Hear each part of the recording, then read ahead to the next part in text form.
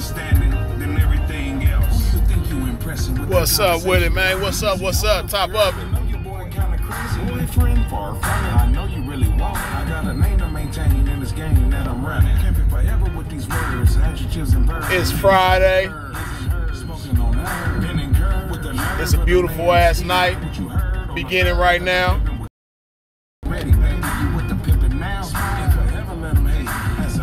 And ain't no better time than right now for it to be time. You did.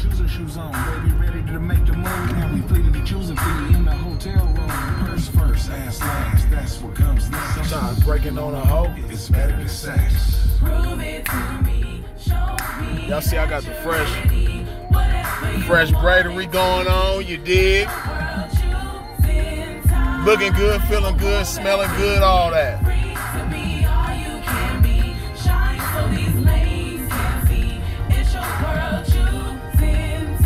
I see y'all tapping in as usual, man.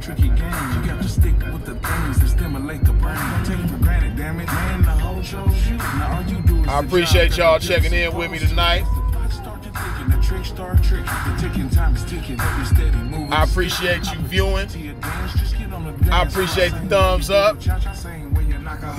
I appreciate the subscription.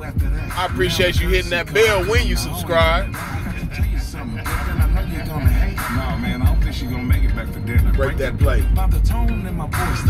Yeah, man, I'm feeling excellent, man. I'm feeling ultra pimpish tonight, man. You know how sometimes, you know, you just wake up and from the moment you wake up, you just feel great about life, man. You just feel fly as a motherfucker. That's how I woke up this morning, man. Just feeling real good, feeling blessed, you dig? Choosing time. This is my shit, man. Look at my beautiful environment, man. Hold on.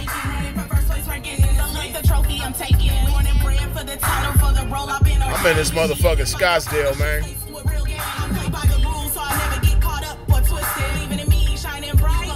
Shit, picture perfect. Okay, hold on. My door open.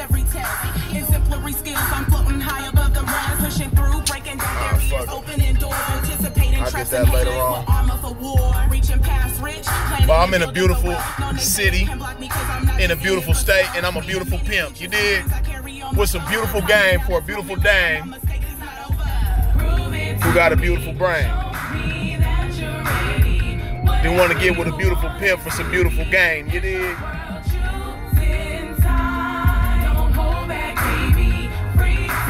All you can be shine so these lames can't see. Hold on. Can the lames see me though? You dig?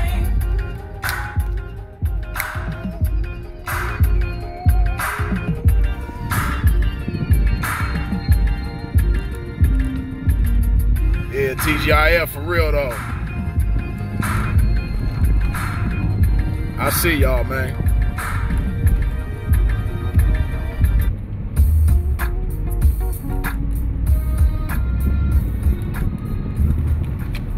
What's up with y'all though, man?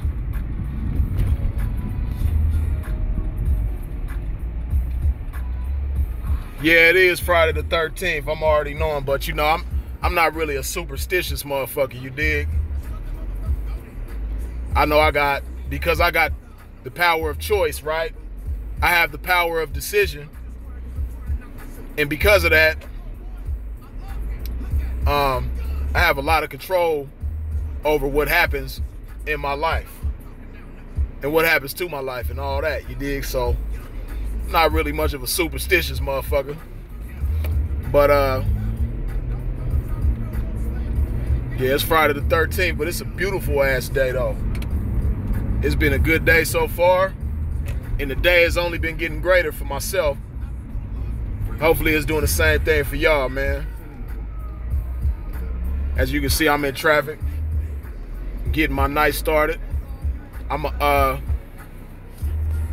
pull up and park this thing, and we gonna chop it and pop it for a minute about this game. You dig?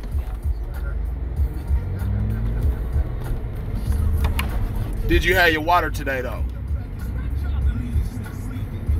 Did you have yours? know I got to stay hydrated around this motherfucker.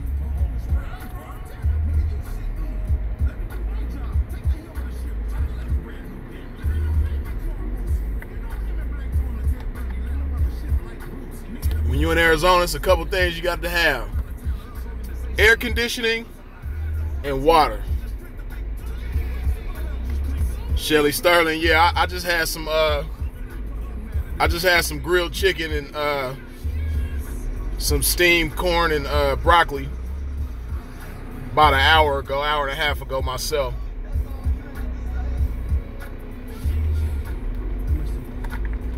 So yep, I had my water, had my veggies, had my protein, all that, you dig? And it's a motherfucking beautiful ass day.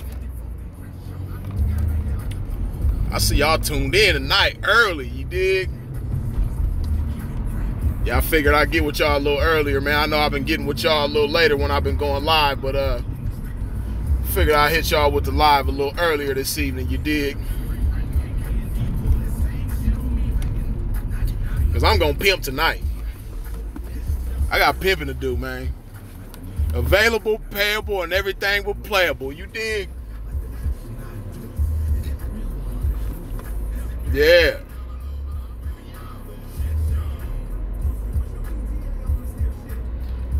Right, like Sir Breeze say, you know what I mean? Get your water, get your exercise. I really should put some lemon in my water. That lemon is good for you. Oh yeah, Terrence, it's a great day. It's an excellent day today.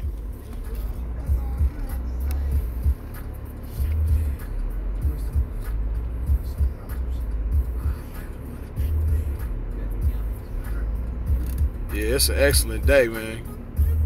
Like I said, I'm just finna pull up somewhere and park real quick, man. We gonna chop it and pop it before I get on with my night, man. Cause I got work to do. I got to make myself available for some winners, you dig? Excuse my focus being off a little bit. You dig?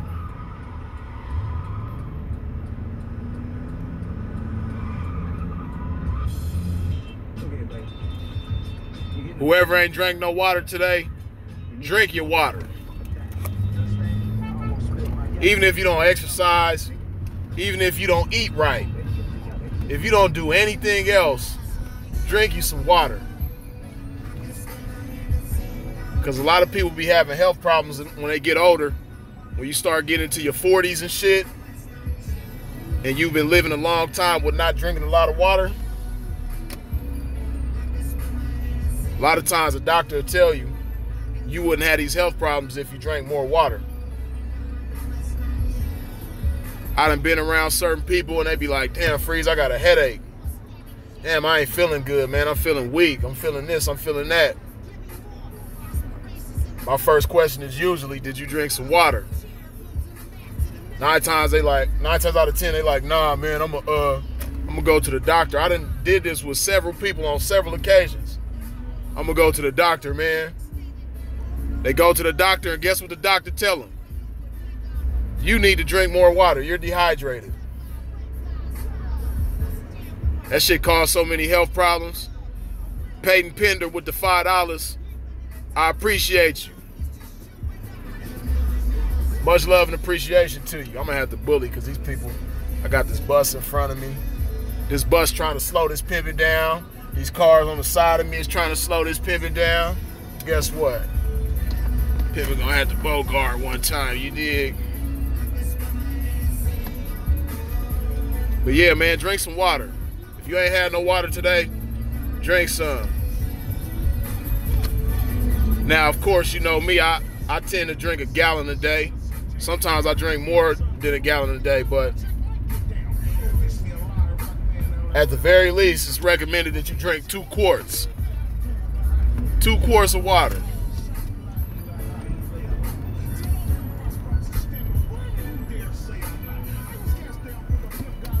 I know a lot of y'all probably think water tastes nasty and things like that, but drink you some damn water, man. If you don't do nothing else today, drink some water. You dig?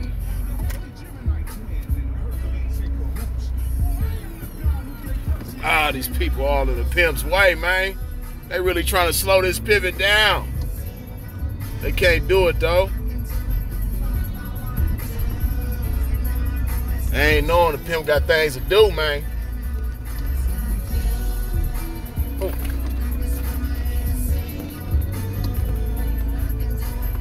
Okay. Ah. Hey, you know how when you pull up to a damn parking space and you think it ain't nothing there, then you pull up and you see a fucking motorcycle?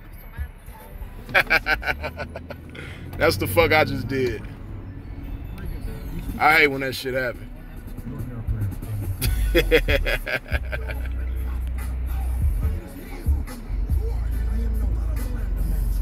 Yeah, you know, I'm a fast young pimp, but I'm not so furious, though, you know what I mean?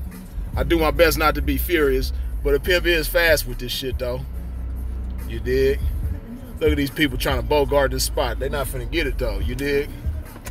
Pimp got this. Y'all not getting this one. Pimp had the bogart one time real quick, you dig?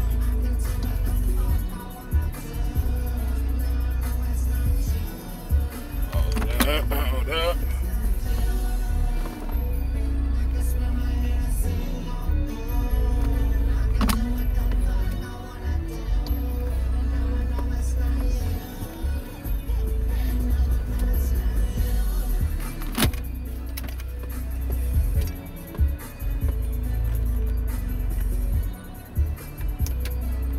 See what y'all talking about. New Mexico in the building, Chicago in the building, Inglewood, Chicago in the building. I see y'all tapping in, man. But yeah, I just wanted to check in and touch bases with y'all real quick, man. Shoot this shit like nobody else but the pimp it can, though, you dig? Get some more of this water one time real quick. I fuck with the 773. I fuck with that 405.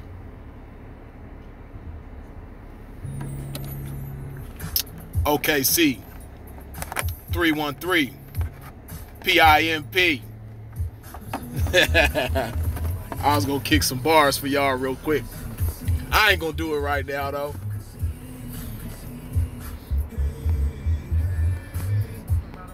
Man, we checking in all across country. 510 North Carolina, Minnesota 202 215. I see y'all, man. I see y'all. Y'all know a pimp know the area codes like a motherfucker, man.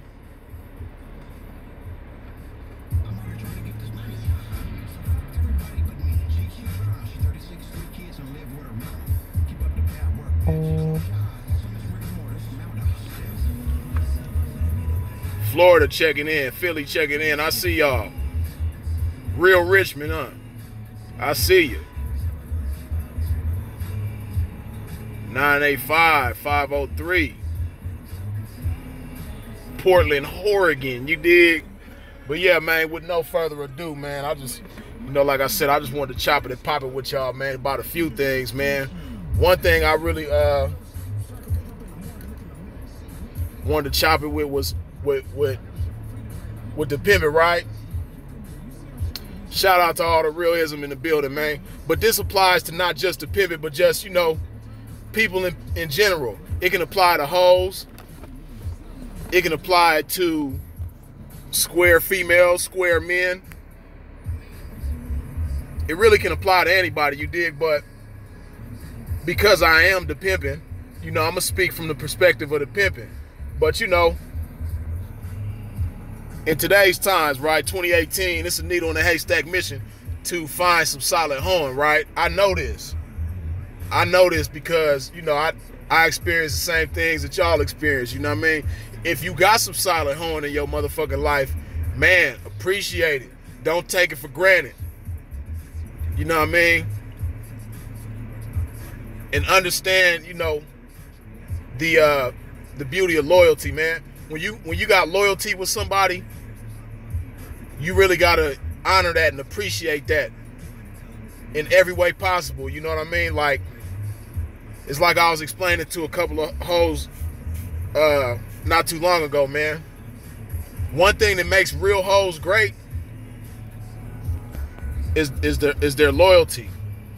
And within loyalty, one thing that loyalty really means is being able to stay down with somebody even when you don't like it at that time. Because in today's times, it's so many options, and a lot of times a lot of young hoes in the game, a lot of females endeavoring to be hoes or what have you, when what they don't keep in mind and what they don't understand is, no matter who you dealing with, you can have the most perfect pimp in the world.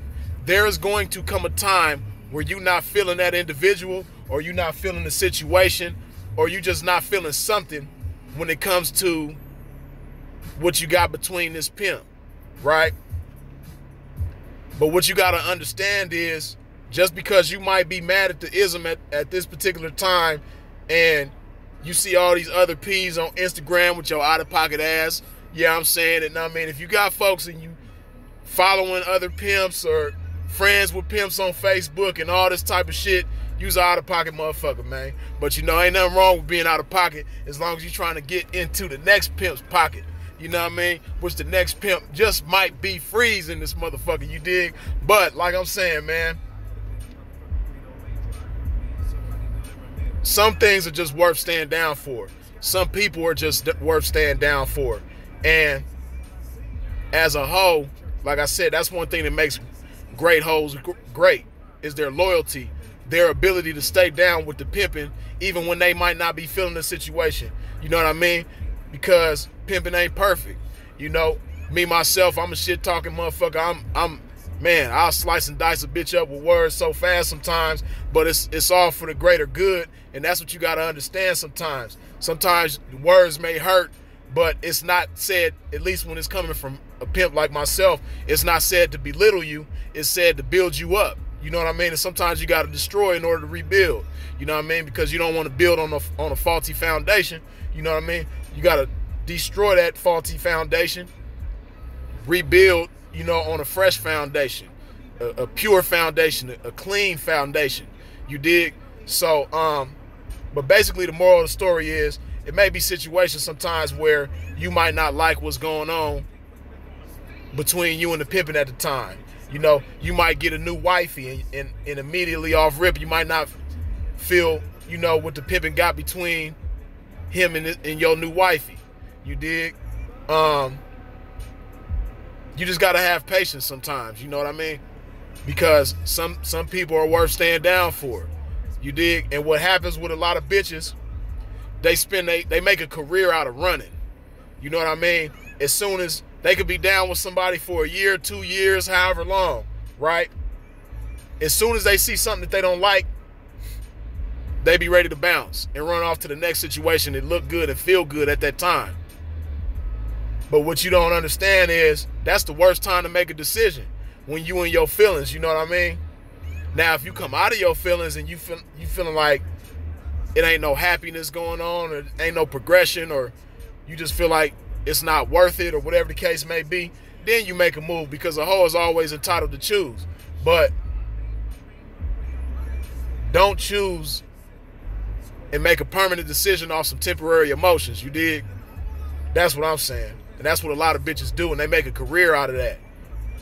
They choose, you know, when they got some temporary emotions going on, some emotions that ain't gonna last very long, you know, something that, you know, tomorrow or next week or whatever the case may be, they might not even be affected by that, but they'll be so consumed by their emotions in that moment that they make a permanent decision. And when you make that permanent decision, because, you know, every pimp ain't gonna just accept you back like that, you know what I mean? It's because the pimping a lot of times might feel like you taking them for granted. If you could just blow up on them so easily like that, especially when you got history and, you know, y'all done established a lot together and been through ups, downs, and turnarounds. And that's even if you make it that far, because a lot of bitches be so choosy Susie, they blow up before any of that, any building even takes place. But whatever the case, you got to weigh out the pros and cons and figure out whether or not this individual is worth staying down for. Because what you'll find, especially if you got some real pimping, and bitches be knowing, you know when you got some real pimping, and you know when you're dealing with a motherfucker that's just playing, or when you're dealing with a motherfucker, like I say, sometimes might be the wrong pimp for the right hoe. And that could just be a case of he's not seasoned enough to pimp on you accordingly. You know what I mean? His vision might not be broad enough. He might not be experienced enough. You know what I mean? He might be a hell of a pimp in the making, but he just ain't where he need to be right now to pimp on you accordingly. You know, you have situations like that, but bottom line is you really got to appreciate when you got some real hoeing in your life, and you really got to appreciate when you got some real pimping in your life. You dig? Because the same thing applies for the pimping. You know, when you got a real hoe in your life, you really got to appreciate it. Sometimes, you know, a motherfucker might, some pimps is into firing bitches. You know what I mean? I have fired bitches and I will fire a bitch, you know, but I'm not so quick to do it as I was, you know, in my earlier stages in the game. You know what I mean? Before I fire a bitch, I'll pimp a bitch away. You know what I mean? And basically what that is, you know, putting a task on a bitch, and whether or not she passed that task lets you know if she's serious about your pimping or not. You know what I mean? If the bitch passed that task with flying colors, then hey, she just might be more serious about your pimping than you thought she was. But if she don't pass the task, then it lets you know that she wasn't serious about your pimping like you knew she wasn't. You dig? But for the most part, when you got some real solid hoeing in your life, that bitch that if you take a fall, she gonna stay down and hoe up for your bail. You know what I mean? Or if you ain't got a bail type situation because you might be on probation or whatever the case may be, she gonna make sure your books is straight. You know what I mean? She gonna make sure you got everything you need up in there.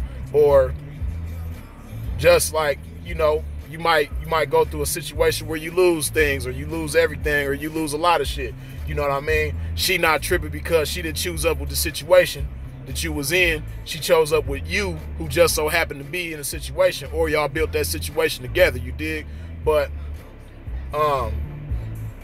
when you got hoes like that, like I say, especially in 2018, they a needle in a haystack mission to find. They far and few in between. When you got somebody like that in your life, you really got to appreciate that.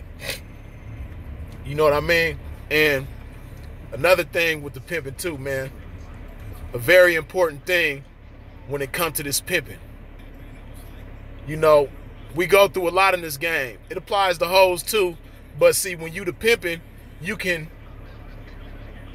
really dictate a lot with your hoes. You know what I mean? As far as how they feel and, you know, the happiness in the situation, right? But the pimping, you got to stay young. You got to maintain a young spirit, because like I say, we go through a lot in this game, and a pimp with 5 years in might feel like he got 50 years in. You know what I mean? He might be this shit'll make you old real quick. Make you an old young pimp real quick. You know what I mean? So, like I say all the time, you got to carry your own weather with you.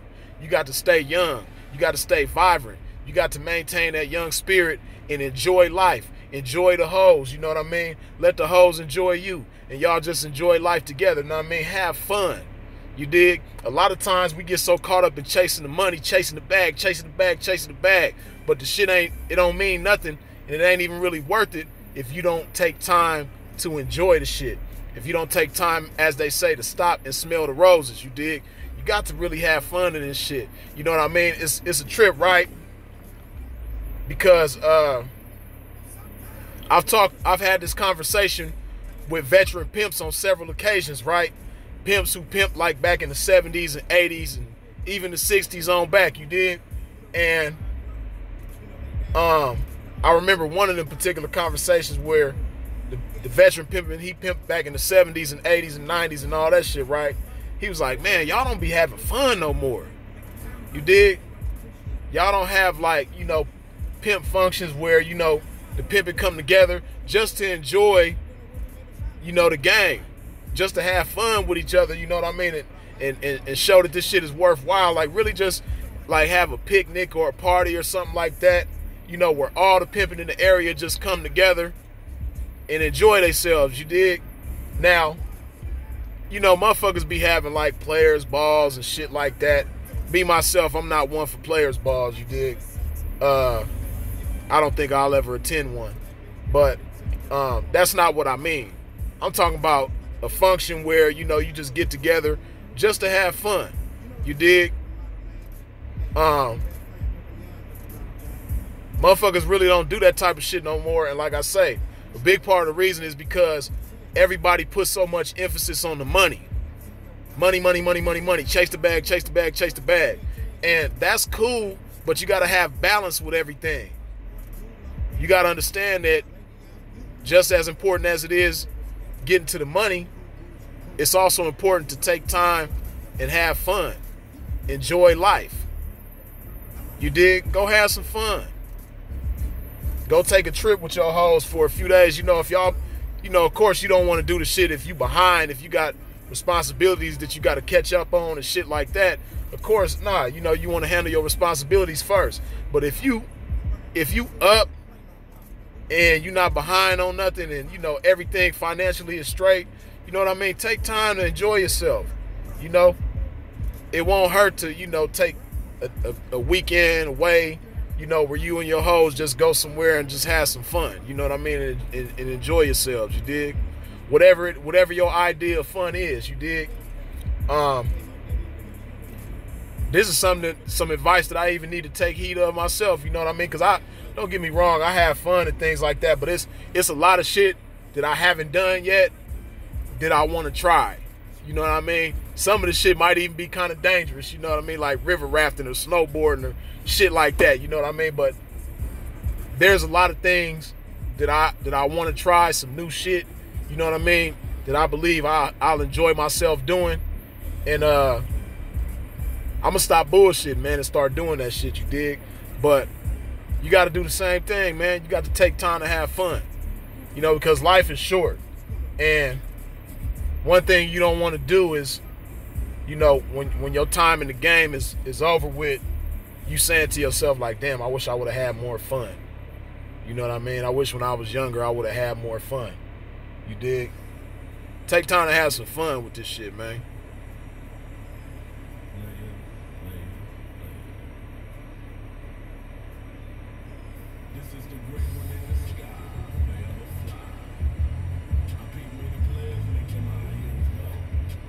Reading these comments, catching up with y'all a little bit. Hold on, excuse me.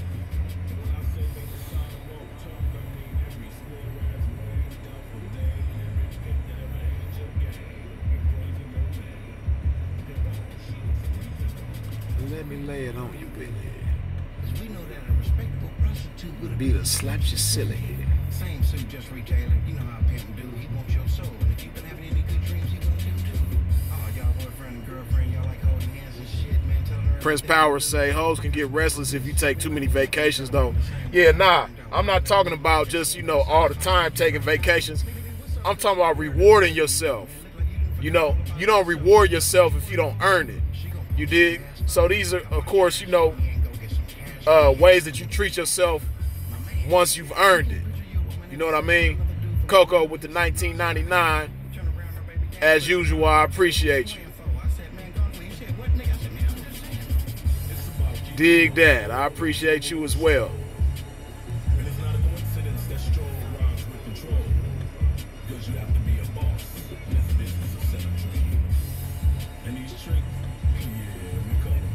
I see y'all. Hold on. But yeah, like I was saying, Prince Powers, you know, it's a rewards type thing. You dig? And you might even have like a reward system, and that's something, you know, that can be a motivator. It can be a motivated factor in your household when you tell your game, yeah, you know, once we accomplish this, we gonna take time to treat ourselves like this. You know what I mean? Like I say, it got to be balanced with everything. You don't want to be taking a whole bunch of vacations and you ain't earned them motherfuckers. You know, that's going to set you behind. and you're gonna end up regretting it. And you don't want to take time to enjoy yourself, and after you done enjoyed yourself, you turn around and you regretting the shit. You don't want to do no shit like that.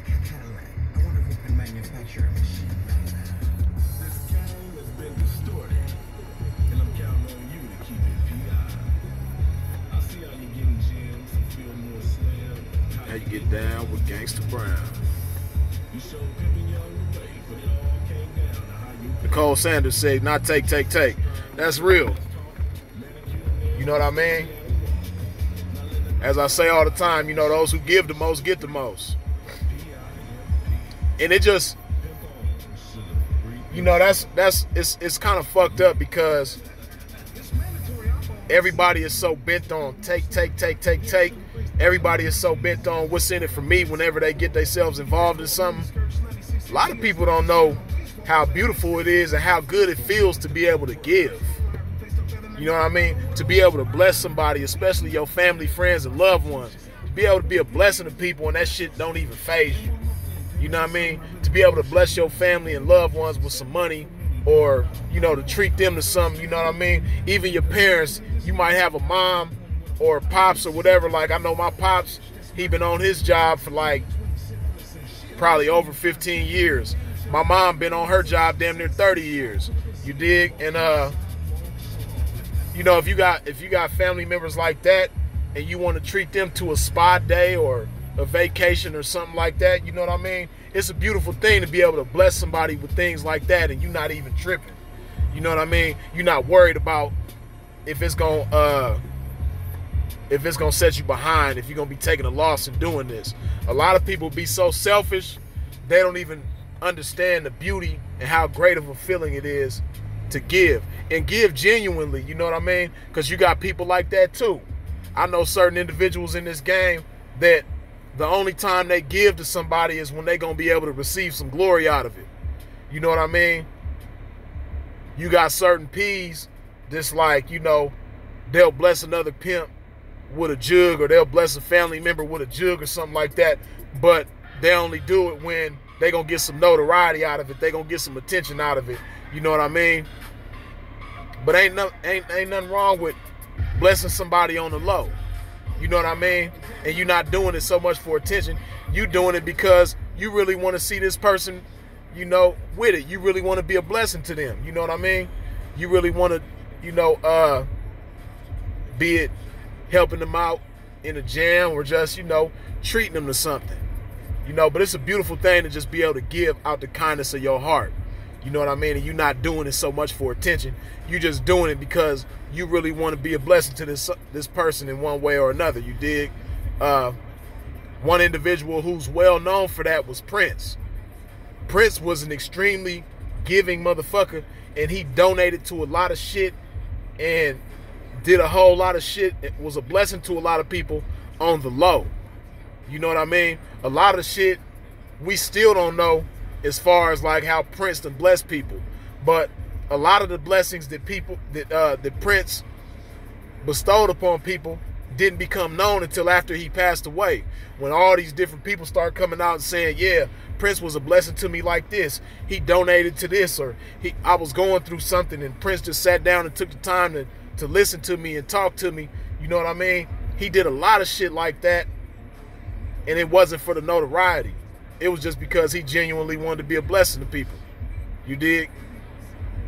But, like I said, a lot of people in the game is so selfish, they don't understand what it is to just bless somebody, man. And it's just out the kindness of your heart, and you ain't sweating it. Or, you know, when you get into a jam, you pressing that motherfucker who you gave a jug to, like, come on, man, you know, that's fucked up. I looked out for you, but you can't look out for me, or you don't look out for me. Nah, you're not doing it to get it back. I done been a blessing to so many P's. Sinful done been Sinful is the greatest example of, in the game, as far as, you know, blessing, not just like schools and things that y'all know him for, but it's a lot of, Sinful's another person who, he's been a blessing to a lot of people in a lot of ways, and he don't boast about it. It's not something that he promotes about himself, but he just do it out the kindness of his heart, and he don't do it like expecting something back, because you got a lot of people like that too. Like, they'll be a blessing to somebody, but you know they expecting it back, and if you don't give it back to them, they looking at you sideways and shit like that. You know what I mean? Sinful is the type of individual, if it's a pimp that he got love and respect for, and they just so happen to be on a bad one, you know what I mean? Sinful will bless him. I've seen him do this countless times. He'll bless him, and then they'll be like, oh, P, good looking out, man. As soon as I get on my feet, man, as soon as I knock me a bitch, P, I got you back. Sinful's response is always, nah, man, you ain't got to hit me back. I just want to see you pimp. You know what I mean? As long as I can see you pimp, that's all I need. You know what I mean? I just want to see you pimp. You dig? And that's why, like, it's no mystery that he's blessed in the ways that he is. You know what I mean? He's blessed in countless ways. You know what I mean? And it's because of him having a heart to do things like that. You dig? Just be a blessing to people out the kindness of his heart. Not to be seen by a bunch of people doing it. Not because he's expecting something back from this individual, but just because he really want to be a blessing and see this person come up. You dig? But like I say, man, a lot of people so selfish in the game, they'll never understand the beauty of that. You dig?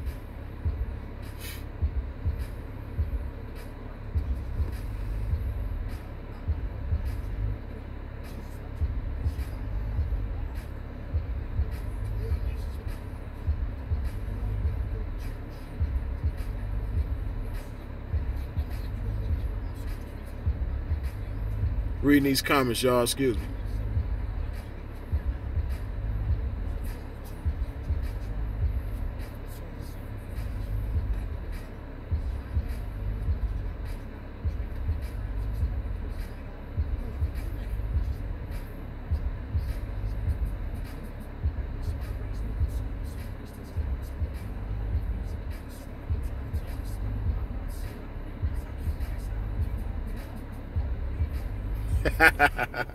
Y'all crazy.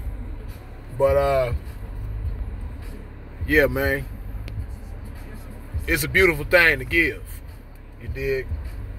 It ain't always got to be financial. Like I said, it could be just, you know, giving somebody your time, you know, to listen to them and let them express themselves to you, because they might got something they need to get off their chest, and they feel like you might be the best person to confide in at the time. You dig? It's a beautiful thing.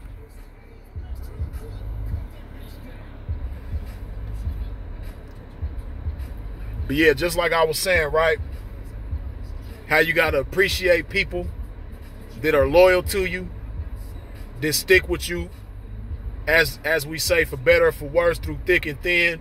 You know what I mean? That's able to stay down with you for extended periods of time, for years, and be able to stay down with you through those times where they might not even be feeling it. Just like you have to appreciate people like that, you got to know when to cut people off too. Especially the pimping. You dig? And especially the hoeing. You know, as pimps, a lot of us have been in situations where we just hanging on to a certain hoe or certain hoes because, you know, we might be content with that situation that we got with them. And what people in that situation don't be understanding, right? Because I've been there myself. You dig? I've been guilty of maintaining certain hoes because I was content with that situation, but really these hoes was a hindrance to my pimping, because they might have liked me, and like I've said before, they might have liked how I made them feel, but they really didn't want to elevate with my pimping. You dig? They might give a pimp a little bit of money, you know what I mean, just to maintain their position with the pimping, but they not really trying to elevate though, and they not really trying to be happy with you. And they might be giving you a little bit of money, but a whole bunch of problems along with it. So that the money ain't really worth it. You dig? Because as we know, all money ain't good money. But you got to learn how to let them type of hoes go, because really what it's doing is being a hindrance to your pimping, and not just your pimping, but the potential hoes that you could be pimping on, you dig, and being happy, healthy, and wealthy with. You dig? You gotta learn how to let them type of hoes go. Or you got certain hoes that's like that too. You dig? That's how a lot of hoes in the game get ruined, by fucking with a motherfucker that they ain't got no business fucking with. You dig? It's sad. I've seen certain hoes who come into the game, and when they come into the game, they ain't got no drug habits, no alcohol habits, no smoking habits and things like that. And they choose a certain individual, and they like this individual, but in the process of fucking with them, they start developing all kind of bad habits.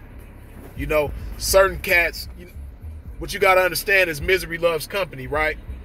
And I done seen this shit on several occasions. You dig? But misery loves company, like I say. And you got certain cats. See, really, a real pimp that really wants to pimp, he wants the best for this hoe. So when you get you a hoe that don't have no type of habits, you dig, and she might not even, you might be the first pimp she ever chose up with, and all she want to do is win. All she want to do is be successful, and she want to see you be successful too. She want to be successful with you. A real pimp whose mission is to pimp for real and not for play, he's gonna appreciate that. He gonna be like, damn, because he know in today's times, it's very few hoes that come along like that. Most bitches in the game got some type of habit. You dig? Just being real. Most bitches in the game have some type of habit. They coming through the door with that. You dig? So when you get a bitch that ain't got no habits, like I said, a pimp who wants to pimp for real, he appreciates shit like that. But then you got certain individuals that call themselves pimping that have habits them damn selves, right? And you got bitches who come through the door. You got pimps like that too. You got motherfuckers who might have a habit, but they still can appreciate a bitch who don't have habits, and they won't turn the bitch on to none of their habits. Then you got motherfuckers, like I say, who are miserable, and they invite that bitch to join them in their misery. Oh, you ain't never had no lean? Here, bitch, sip this shit. This shit tastes good as a motherfucker. Bitch, sip. It's like, oh, damn, this shit do taste good. It make me feel good, too. Woo, woo. Yeah, hit this line while you at it. Pop these pills while you at it. You know what I mean? Shoot this up. Snort this while you at it. You dig? And before you know it, this bitch got a habit. And as the habit intensifies, the money decreases. The productivity decreases. The elevation is just non-existent. And this motherfucker wondering why. And you know, I don't know from personal experience, but just what I've observed, motherfuckers with drug habits, they tend to be real irritable. They tend to be like real edgy. It don't take nothing to piss them off and put them in a bad mood. You dig? So it's a lot of arguments taking place, a lot of violence taking place and shit like that. Like I said, I never fucked with drugs, but I did used to drink alcohol. And I know from just being a drinker in the past, when I was a drinker, I was more irritable. Like I said, I was more on edge. I was more quick-tempered, you dig? I was just more prone to be on some bullshit with a motherfucker. I didn't have a sound mind when I was drinking. You dig? And there would be times where I might go through something and I'm not drinking at the time. I'm not drunk at the time, and I, get irritated because I wasn't the way that I am now. See, now I know how to tap into certain faculties within my mind without the assistance of alcohol in order to, get myself back on track. You dig? But back then when I used to drink, I would just be more irritable. And but one thing I never did, even when I was drinking, like I said, I've been a drinker before and had bitches who didn't drink. One thing I never did was try to turn a bitch on to the drinking. In fact, I wouldn't even drink around, like back when I used to drink and I would knock hoes who didn't drink, I wouldn't even drink around them. They would never see me drink.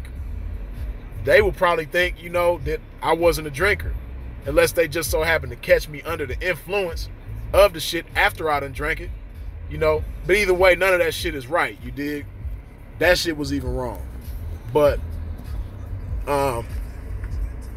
like I say, when you have situations like that, you dig, a bitch coming into a situation with an individual that got habits,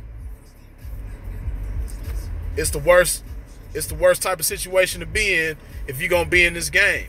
You don't want to deal with nobody like that. Now, of course, just like most bitches in the game got some sort of, you know, destructive habit, some sort of destructive substance abuse habit. Most motherfuckers in the game that call themselves pimps, just being all the way 100, they got habits too. You dig? So it's a needle in a haystack mission, just like it is for a hoe, or just like it is for a pimp.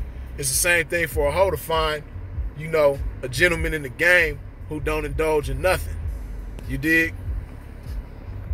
But if you're the type of individual yourself as a hoe who don't indulge in shit, last thing you want to do is get with a motherfucker that's indulging in that shit. Because if you with this motherfucker on a regular basis, you dig, the temptation is going to be right there tapping on your shoulder like, hey, bitch, you know, why don't you try that shit? You know what I mean? Why don't you get on his level? See y'all can connect better, you dig? And next thing you know, you got a habit. You don't want to fuck with that type of shit, you dig? So it's important to know when to let go of a motherfucker, you dig?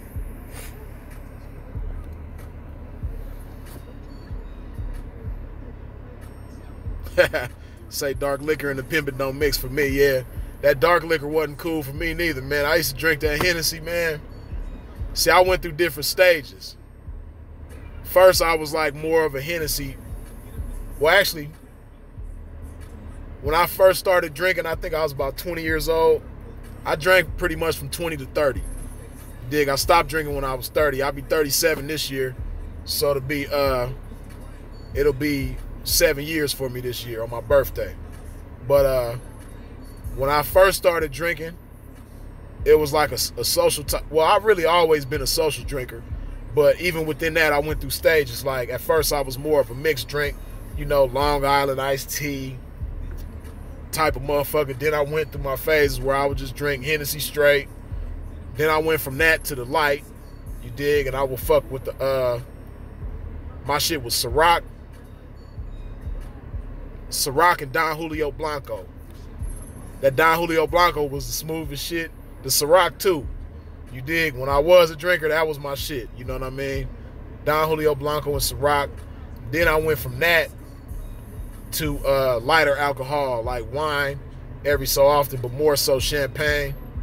That Rosé Imperial Nectar, that pink bottle, that became my shit. You dig? And then I finally came to the point where I was just done with all that shit, you dig? And I ain't never felt greater. I ain't never been so in tune mentally, you dig?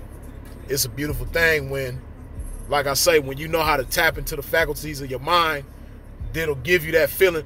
Basically, when you know how to reach that nirvanic feeling without a substance, you dig? Because that's really what it is. You're trying to reach that nirvana. I know a lot of y'all are familiar with the band Nirvana, but Nirvana is basically also, you know, basically the point you reach when you're getting high. You're trying to get to that nirvana, you dig? So what it does when you deal with these substances and this alcohol and shit, it intensifies and it pacifies weakness within you. You dig? Because really, you can reach these feelings without that type of shit. You dig? But when we deal with these substances and shit, it cripples us. It keeps us from building that strength within ourselves.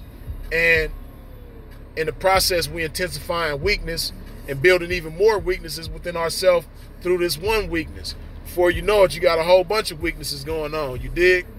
But like I say, it's not something that everybody is gonna do, but it's a beautiful thing when you can reach that nirvanic feeling without the assistance of a substance or any alcohol, because you're not deteriorating yourself in the process. You dig? You building and strengthening yourself in the process, and you're able to feel good. Because see, I used to be tempted, because before I was completely done with alcohol like I am now, I had other times where I would quit for like 4 months at a time, 5 months at a time. And what would always bring me back is, especially being in Vegas, you dig? Being in environments where everybody was drinking, and I would feel awkward. I would feel out of place because I'm not on a level. You dig? So I'll be feeling weird, like, damn. Then next thing you know, I have me a drink, and next thing you know, after that, I'm back drinking again. But now I'm to the point where I can be in that type of environment. I can go to a bar or to a club or just be out with my peoples, and everybody around me is drinking, and you know what I mean? I know how to be on a level without the alcohol. You dig? I know how to be live and enjoy myself and be feeling myself without the alcohol. You dig? So like I say, it's a beautiful feeling when you can reach that point in your life. You dig?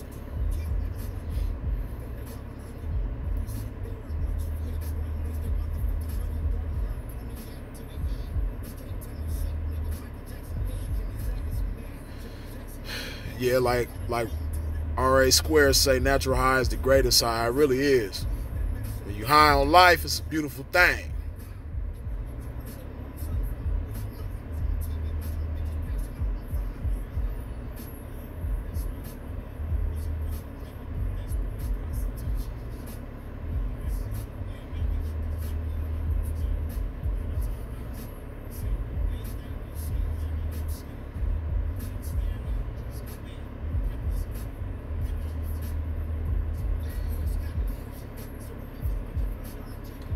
Yeah, like Goldie say, Vegas will have that effect if you let it.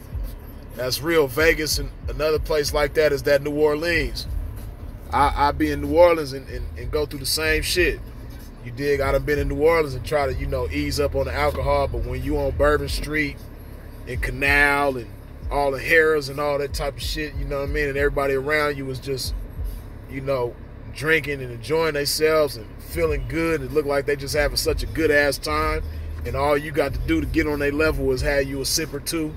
You dig? Next thing you know, you fall right back into it. But like I said, that ability to be high on life is a beautiful thing. You dig?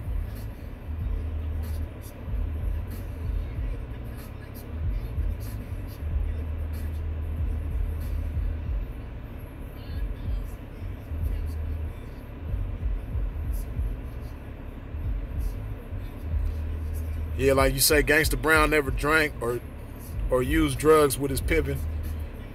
That's real. It's a few P's from his era that I've known like that.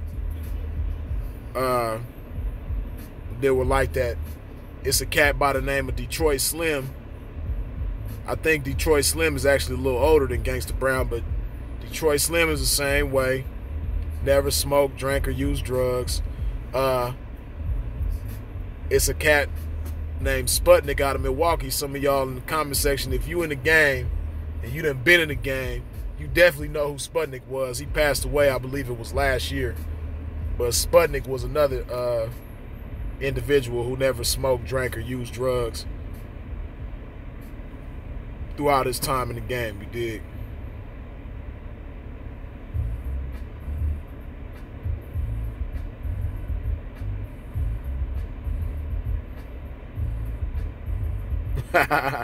Coco, I see you. That's what's up. Best of blessings to you this evening. Yeah, Goldie, you know Spud. Good old Sputnik. Spud never drank, never smoked, none of that type of shit. I remember one time me, Sinful, and Sputnik was together. We was at the Flamingo in Vegas, and we ordered some cranberry juice, and the bartender actually gave us all vodka, and we all sipped that shit at the same time. We was like, what the fuck? Had us all fucked up. That taste was just so, yeah.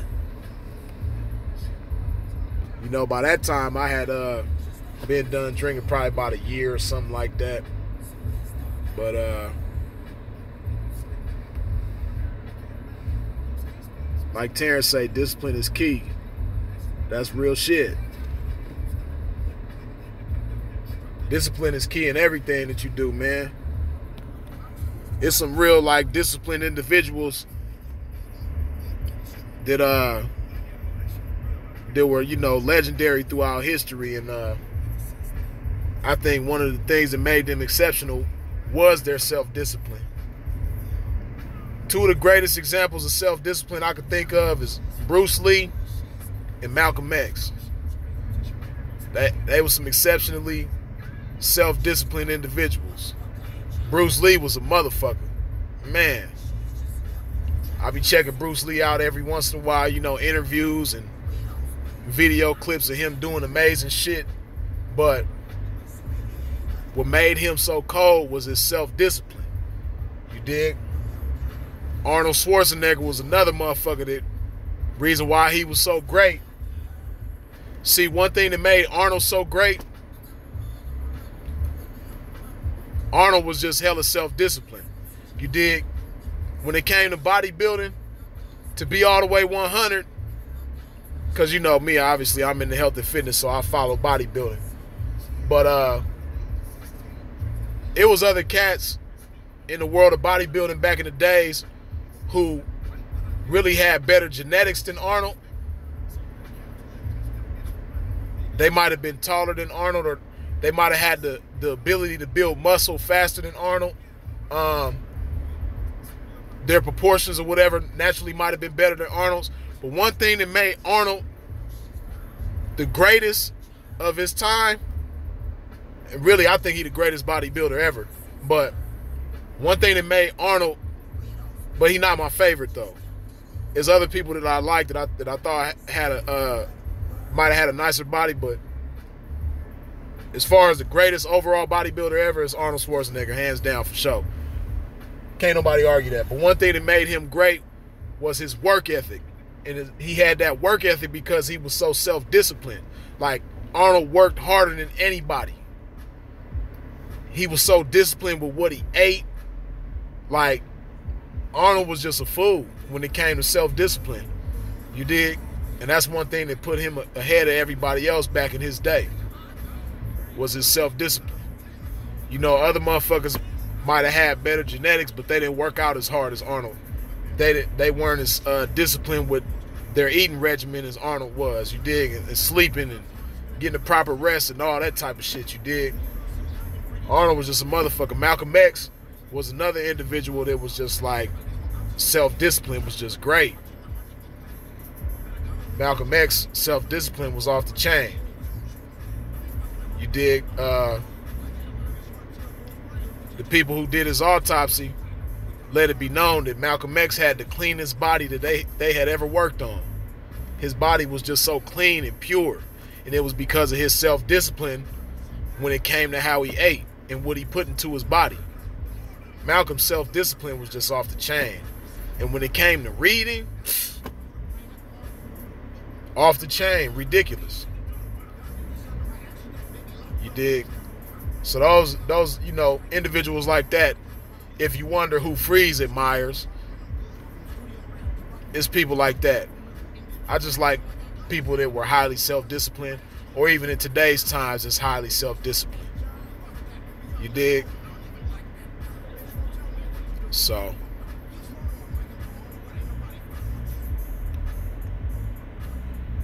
Prince Power say 1 meal a day. Yeah, that intermittent fasting. You dig? That's one thing Serge Nubret was big on. Serge Nubret was another legendary bodybuilder back in the day. You know, he was within the same era as Arnold. Serge Nubret, he only ate 1 meal a day. One big ass meal every day. He was a fool with it. That's self-discipline though. I went through a phase like that too, where I was eating only one meal a day, but I like to break it down. I can do it, and I have done it, and it's cool. It works as well. But I like to break it down, though. You dig?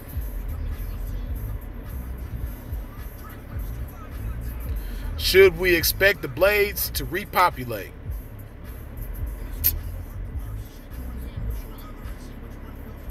Yeah, but it's going to take a little while. Because, I'm glad you mentioned that, Kevin R. Because, speaking of the Blades, as some of y'all probably already know, they got different websites up right now.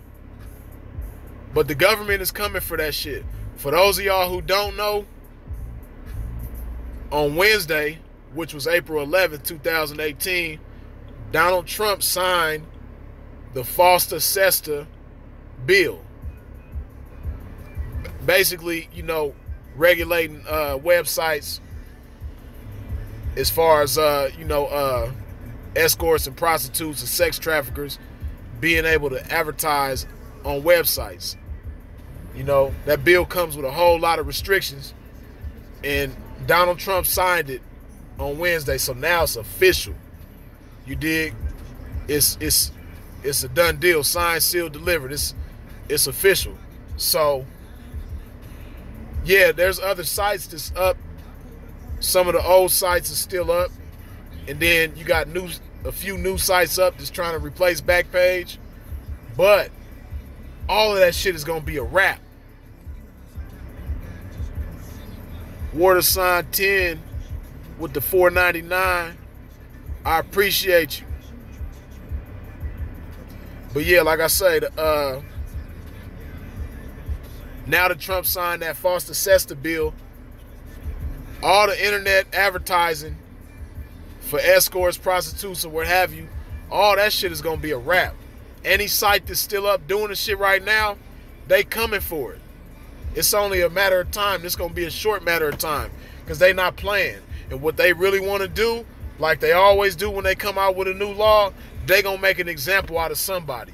They really want the executives and owners of Backpage to be the example, because their website was really the biggest motivating factor in this bill being created and passed. They want them to be the real example, but they gonna make more than one example out of motherfuckers. They gonna push the line on this shit. You dig? So motherfuckers that's still running these websites, I've seen a few websites just voluntarily shut down without no pressure from the government because they know what's coming. They not finna be stupid and wait around for the pressure. See, that's what motherfuckers don't understand. They got Backpage to shut down. Like, Backpage done wiggled and wormed and weaseled its way past the law, past the government for so many years. They've been trying to shut that shit down for so long. And now it's finally a wrap. Motherfuckers don't understand everything that goes into that. It's a new law. It's new laws. It's new legislation that is now officially in effect. It's effective right now. New legislation. So it's only a matter of time before the mother sites get shut down. It's a wrap. And like I said before, anybody who's still dependent on that type of shit is crazy. If you're not thinking of a game plan to transition, missing bits with the $1. $1 holla. I appreciate you. Much appreciated. Best of blessings to you. But like I say, anybody who's still dependent on posting, first of all, I know your pockets is taking a major hit. Because yeah, you may still be able to post an ad on the internet today, Friday, April 13th, 2018. But it's not the same for sure. Because ain't nothing gonna ever pop like Backpage again. And even Backpage on its way out was still like not the same. It wasn't what it used to be as far as potential to make money. So these other sites that's still up right now, I know your pockets is really taking a major hit But we all know that a lot of people don't have the nerve for the curb. A lot of people ain't gonna go outside to go get it. You dig? Now, once it comes to a point where posting online is absolutely over with, it's absolutely done, will the tracks repopulate? I think so, but it's not gonna happen the way a lot of people probably think. See, this is my prediction, right? My prediction is that once the internet is completely done, which it's gonna happen like that. It's not gonna take a long time. It's not gonna be a long time before bitches can't post ads on the internet no more. When that day finally comes, and it's coming very, very, very, very, very soon, all them bitches who the only thing they know is posted ads, I say probably 15 to 20% of them is going to end up on the track. And a lot of them that do end up on the track probably really ain't going to even want to be there. They just probably going to do it out of desperation because they might have kids or they might have a habit or whatever the case may be. But it's not so much because they want to. But a small percentage of those internet bitches is going to end up on the track. But the most of them is going to die off. Like I say, this is my prediction. Most of the internet bitches is going to die off with the internet. And hopefully what happens from that is a filtration. Getting all the bullshit out. Letting a lot of the bullshit die with Backpage and the rest of these sites. And motherfuckers having an appreciation for game. Because see, like I said, what was so fucked up about Backpage is that it allowed a lot of people to reach what they thought was success was. And it didn't take much. You didn't have to really have game to be successful on Backpage. But coming outside, if you go onto the track, if you go onto the carpet, bars, casinos, even the strip club, you have to have some game about yourself. You can't just go off the fact that, like, well, first of all, it ain't no pictures, you know what I mean? It's actually you in the flesh dealing with these tricks and trying to get these tricks to break themselves to you. You dig? So all the fake pictures, hey, all the bitches that depended on fake pictures, that really look a damn fool, they really gonna be fucked up. Cause they ain't got no game. You dig? Cause you got certain bitches that ain't the best looking bitches, but they got some beautiful game about theyself, and that beautiful game will allow them to out-trap some bitches that's physically beautiful. You dig? Murder them as far as trapping goes. You dig? But yeah, that's my prediction. Most of these internet bitches is gonna die with the internet. There's gonna be a higher appreciation for game, so it's gonna be more real hoes in the game. It's gonna take a while before real hoes is making up the majority. You dig? But all these just add water motherfuckers, you know, you ain't even gotta shake and stir the motherfuckers. Just all these just add water microwave motherfuckers, they finna be over with. They finna be out of here. You dig? It's gonna be a better appreciation for game, and it's gonna start to be more real pimps and hoes in the game again. You dig? More pimps actually pimping, more hoes actually hoeing. You dig? That's really what's finna happen. That's my prediction.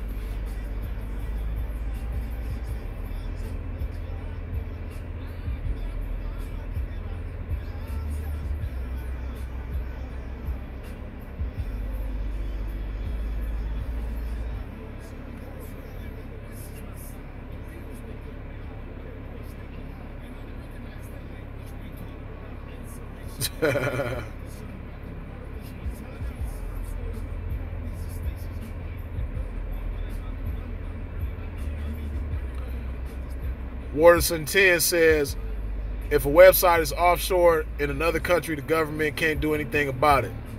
Hey, let me tell you something. You talking about the feds.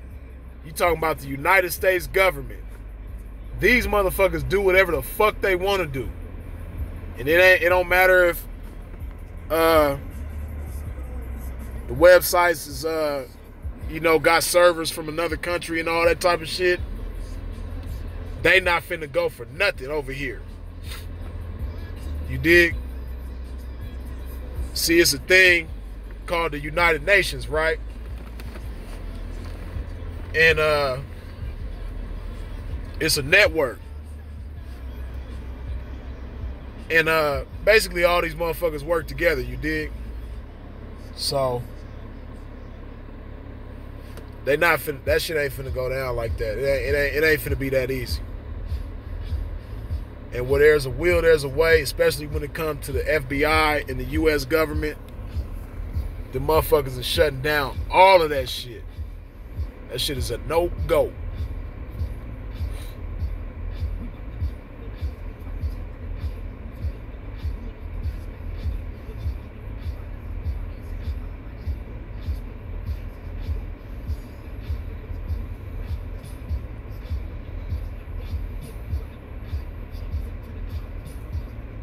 Lavish, what's up with you, man? I see you, P. Good to see you up in here, man.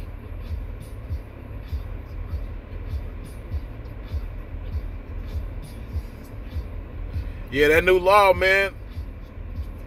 Hey, Goldie, that new law, man, it's shutting shit down. Like, that shit is over with. Like I said, anybody that's still dependent on posting, still dependent on the internet is still their bread and butter.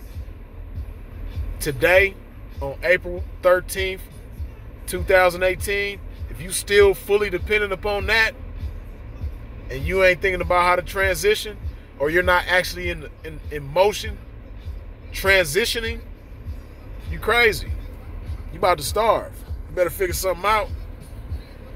You're gonna be in the motherfucking unemployment line somewhere. You're gonna be somewhere by the side of the freeway panhandling, selling oranges or some shit like that. Y'all motherfuckers better figure it out, man. Quick. Better choose some pimping. That's what you really need to do. Missing Bits with the $1 holler once again. I appreciate you. Best of blessings to you.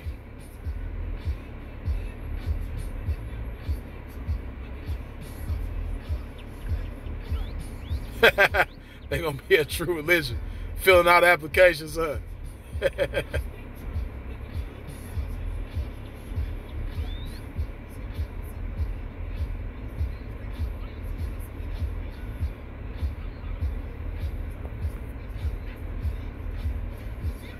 Let me see. I'm gonna answer a few questions. If y'all got a question that you want me to answer, go ahead and shoot. In the meantime, I'm looking to see if I missed any questions already asked.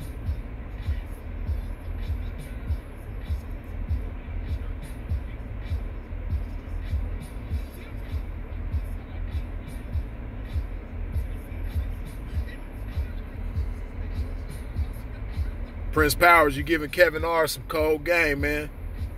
I seen his question, but that's the greatest game that you could have gave him right there, Prince Powers. Go outside and bump your head. You'll learn from it and you'll be all right in the end, sir. Realest talk. See, that's one thing that fucks the game up too, right? Motherfuckers just, it's that easy way out mentality. That's what makes people ask them types of questions.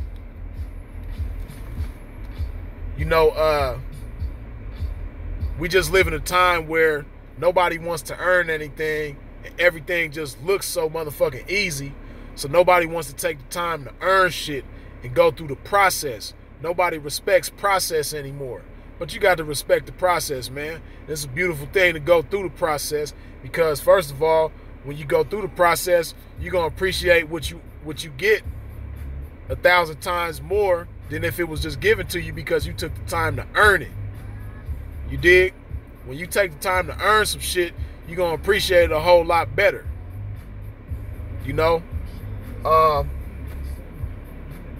For instance, right, when I was a kid, when I was in middle school, see, I'll take y'all back. A lot of y'all don't know nothing about the feeler cage, man. Hey, comment if you know about them feeler cages from back in the day.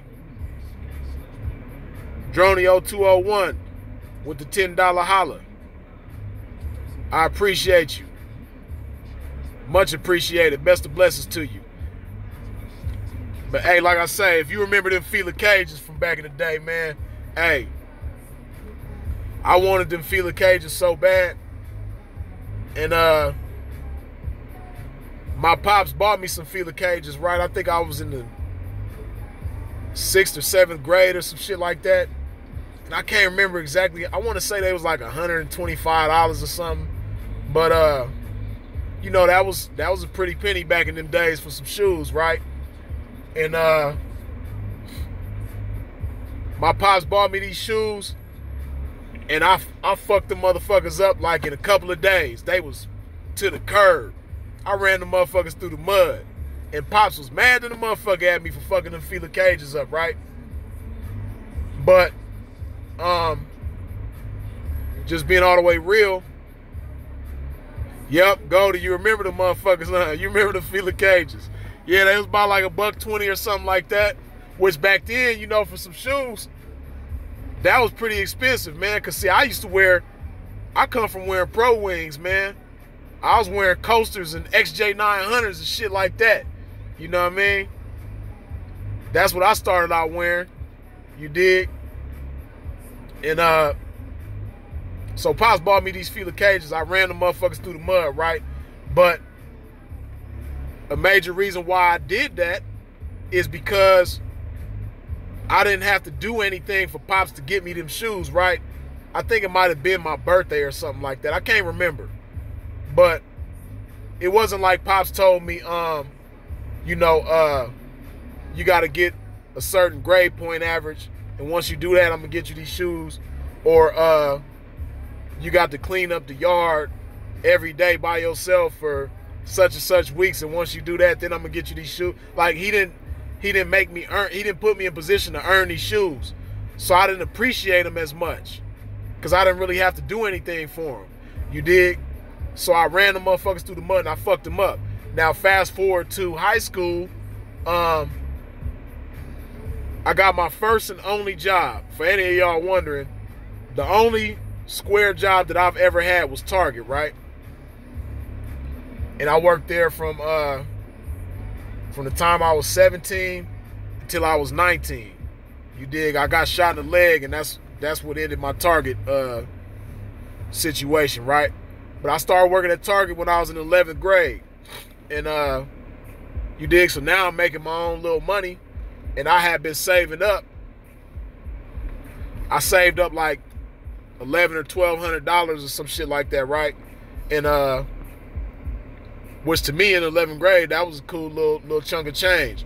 And I wanted to get a car, right? And I got a brother. My brother, we got the same dad, different moms. We both stayed with our dad, right? And my brother was 3 months older than me. And he didn't have a job. He ended up getting a job later on. But at the time, he didn't have a job, right? And I did have a job. And I was working, saving my money. You know, I wasn't the best student, but I was doing all right in school. I wasn't getting in no trouble or nothing like that, right? So I was saving up to get me a car. But neither one of us, me and my brother, we both 17, and neither one of us had our license, right? Now, like I said, my brother is 3 months older than me. Corey Ford with the $38. I appreciate you, man. Major respect to you as well. Appreciate you for tuning in and contributing, you dig? But yeah, like I say, my brother, he 3 months older than me. Same dad, different mom. So his birthday come around, right? He turned 18. Like I said, he ain't got no job and he ain't got his license. My pops buys him a car for his birthday, right? It's like, okay, cool. You dig? But I got this money, and I'm looking in the, back then it was the recycler. You know what I mean? This before Craigslist, you dig? Back then when you wanted to buy you a used car, you know what I mean? You go looking in the recycler.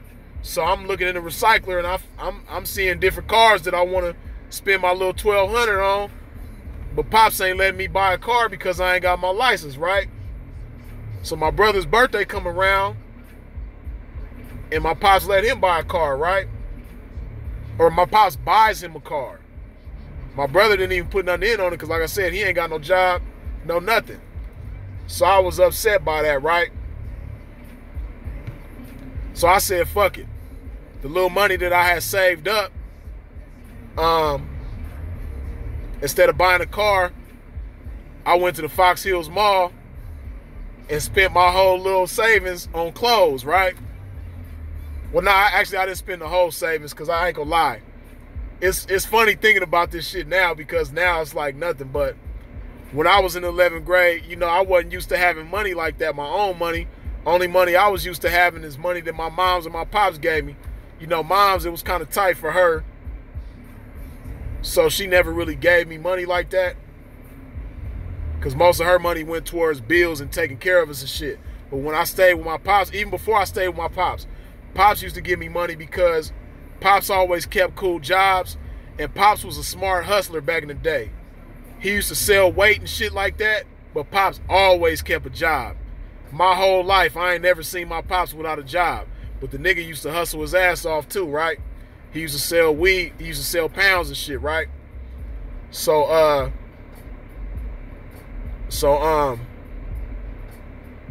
like I said, I wasn't used to having my own money like that. That little $1,200 when I was 17, that was, at that time, the most little money I ever had, you know, to myself, of my own, that I, you know, earned on my own.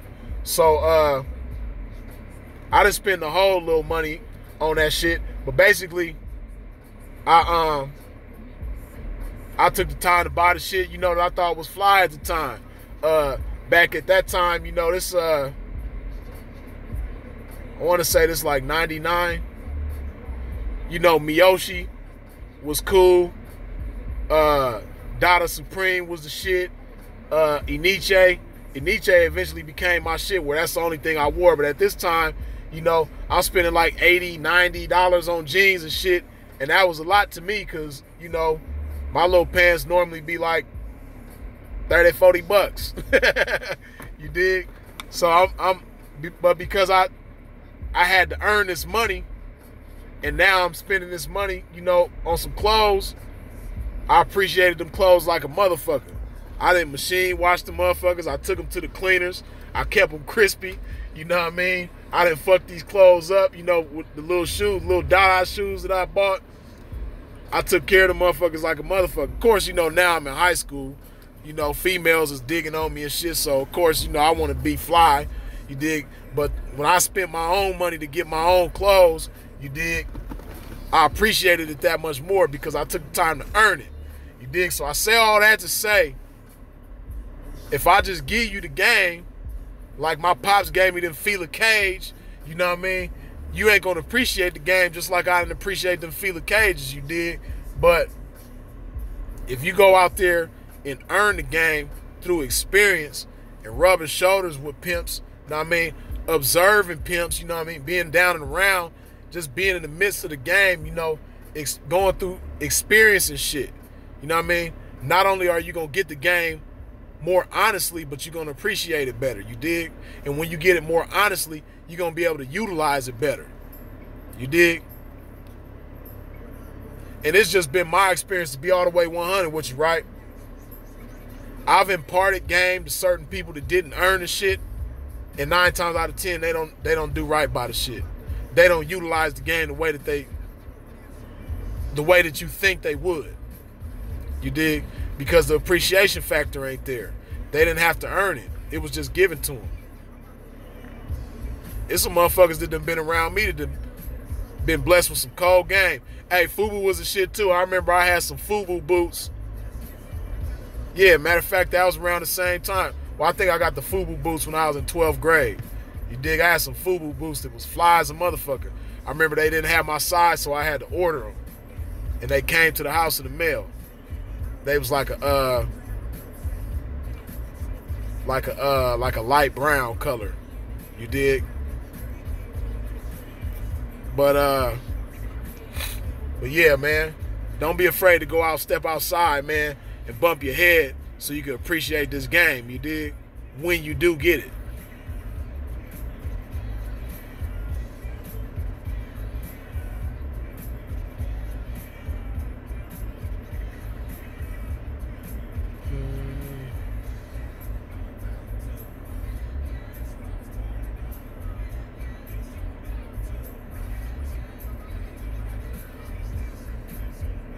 Just reading these comments, you dig?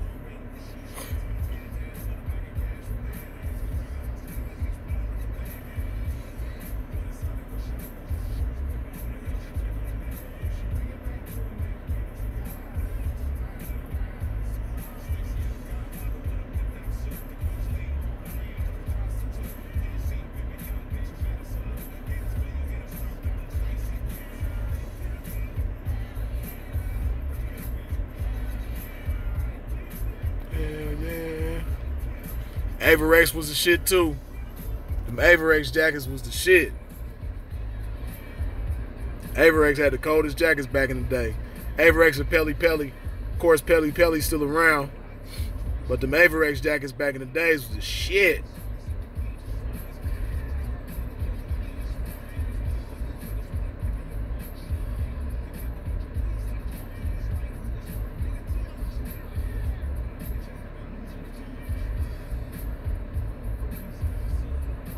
Yep, Steve Madden's was the shit. I remember when Steve Madden, because they had the Manolo Blahnik shoes, you dig, for the ladies. And Steve Madden came out with the fake Manolos. Motherfuckers was calling them Manonos. Whole lot of bitches was having them Manonos, trying to pass them as Manolos, but they was Manonos because they was some brocos, you dig? Hell yeah, I remember that. But yeah, the Manolos was made by Steve Madden, though. Hey, but they look just like the Manolos. But motherfuckers who was into that type of shit, of course, you know, they'll be able to tell. But to the untrained eye, the Manolos look real close to the Manolos, you dig? But the Manolos was for them brocos, and that was a no-go, you dig? Hell nah. But yeah, Nietzsche was my shit, you dig? Fat Farm was my boy Smooth. Smooth is my bro. He in the feds right now, but he finna get out real soon. But Fat Farm was my nigga shit, you dig? My nigga Smooth, that's like my bro. He had Fat Farm everything. I had a Nietzsche everything. And his cousin that used to be with us, Stacy. Stacy was a Nautica man. He had everything Nautica that you could think of. He was just really was into Nautica, you dig? I had another partner that was in the DKNY real tough, you dig? He was a DKNY fanatic. My nigga was a booster when we was in the 9th grade. Cold booster. That nigga had DKNY everything. You go over his house, go in his bedroom, that nigga had DKNY everything. Of course, Polo always been the shit. Iceberg was the shit too. You dig?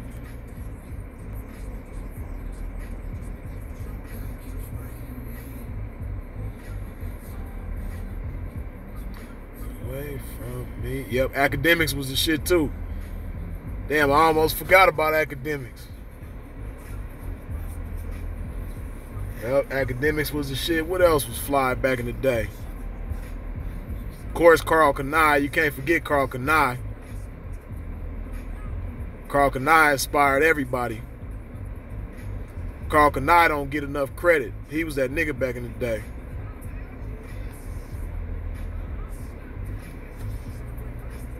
That nigga was around in the late 80s. Yeah, Rockaware was the shit. I had the Rockaware velour suit.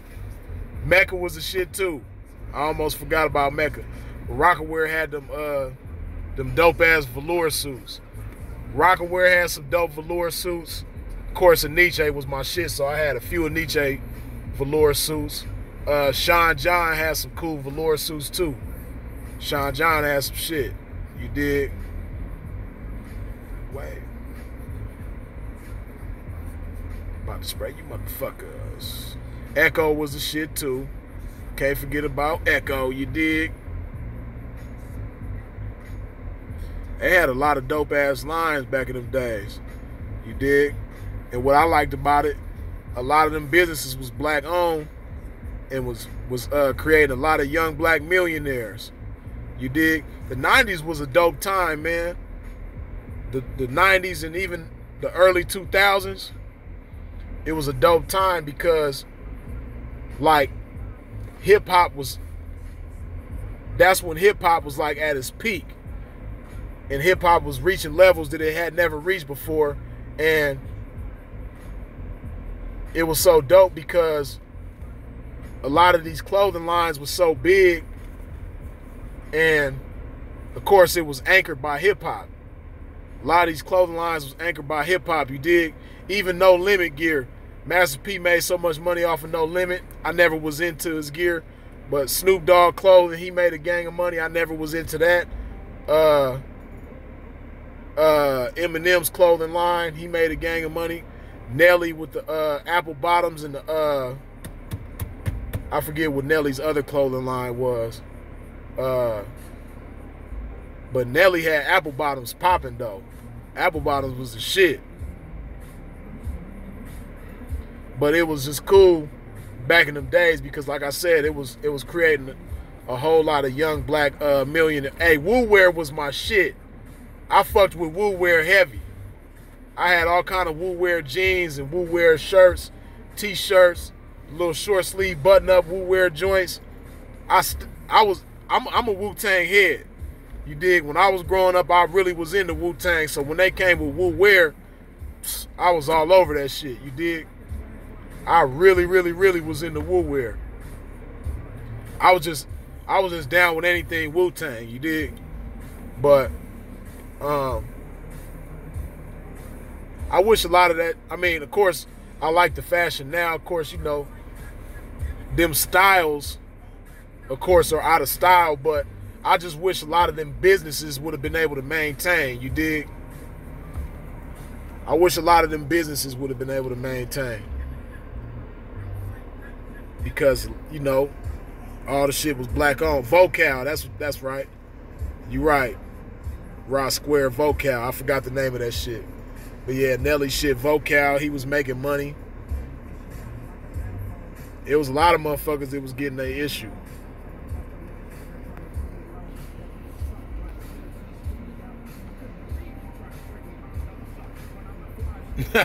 Divine, what's up with you, man?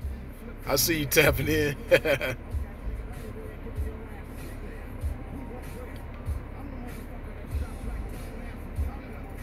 So who's the illest in Wu-Tang to you? My favorite Wu-Tang rapper was the GZA. Cause see, when you know, of course, a lot of y'all know I got bars and shit, right? But before I got pimping, before I got hustling, before I had anything going on, my shit was rapping. Like, you couldn't tell me I wasn't the coldest nigga on the mic. I just felt like I could crush anybody, and my bars was just the dope. That's how I used to feel about myself. So I admired motherfuckers with bars, with cold metaphors and figurative language and shit like that, right? And out of the whole Wu-Tang clan, right, GZA genius. Out of the whole Wu-Tang clan, I admired the GZA the most because to me he had the best bars. Like lyrically, I don't think anybody in the Wu-Tang could fuck with the GZA. GZA is that nigga with the bars, right? Now,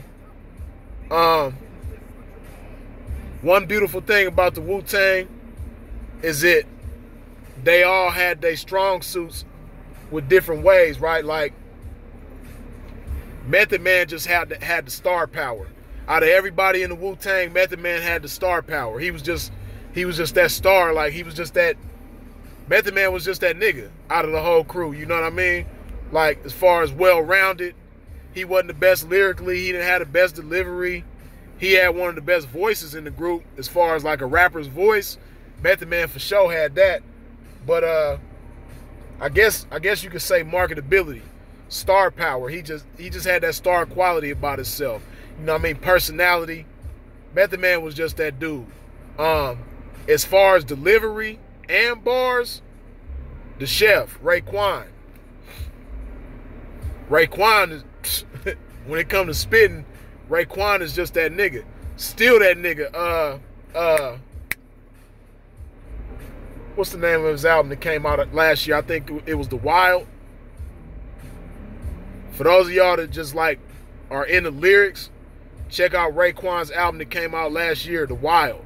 That motherfucker is dope. Hell yeah, the Rebel INS, Inspector Deck. Inspector Deck had bars, and he had a real smooth flow. Inspector Deck, of course, he's not on that same level as far as smoothness and delivery, but I would call Inspector Deck like the Snoop Dogg of the crew.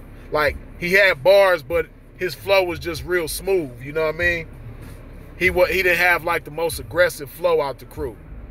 Deck was like, he was just real smooth. I liked his flow. And he had bars. Mr. Personality, y'all already know who Mr. Personality out the woo is. Know what I mean? Dirt Dog, the ODB, Old Dirty Bastard. Personality, bars, originality, like Dirt was just that nigga, man. ODB was that nigga, man. Like, he probably had the most fun out of it. He was the funnest. Old Dirty Bastard was the funnest nigga out the whole crew. You dig? He was the life of the party. I put it like that. ODB was the life of the party. You know what I mean? RZA is just like the mastermind. Of course, dope with the beats, dope with the bars. RZA was just a hella talented motherfucker out the crew. You dig? But he was the mastermind. He was like the head of the Voltron. You dig? U-God was dope. U-God didn't really get to shine like the rest of them. But U-God had bars. He had a smooth flow about himself too. You dig? U-God was dope. Master Killer had bars. He didn't really have the best delivery. But Master Killer had bars though. I like Master Killer too. Capadonna, he wasn't really an official member back then. I guess they later on made him an official member, especially after ODB died. But Capadonna was dope too. Capadonna had bars. I think Capadonna is like a hella slept on nigga too. Like, Capadonna got bars for your ass. That nigga could spit.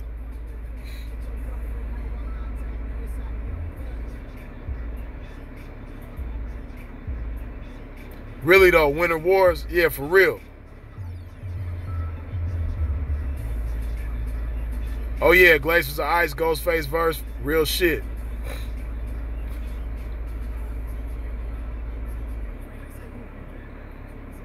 But like I say, the GZA, Liquid Swords, dope album. Another dope album by the GZA is Beneath the Surface. Dope album. Bars out of this world. We done turned this into a Wu-Tang conversation, man. Y'all took me back talking about Wu-Tang, man. I really was into them dudes. Of course, I always been a West Coast nigga, but, you know, I was in the lyrics at the same time. And, of course, you know, back during the 90s, when it came to lyrics, obviously New York, they just had more lyricists than anybody. Of course, there was other places that had lyricists too, but I listened to a lot of East Coast hip hop because they had the lyricists, and I was in the lyrics. You dig?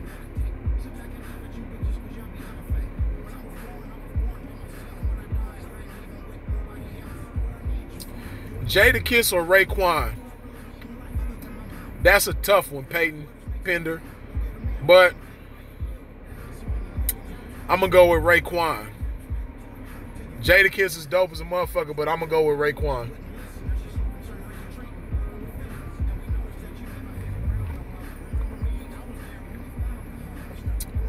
Ray is just as dope lyrically,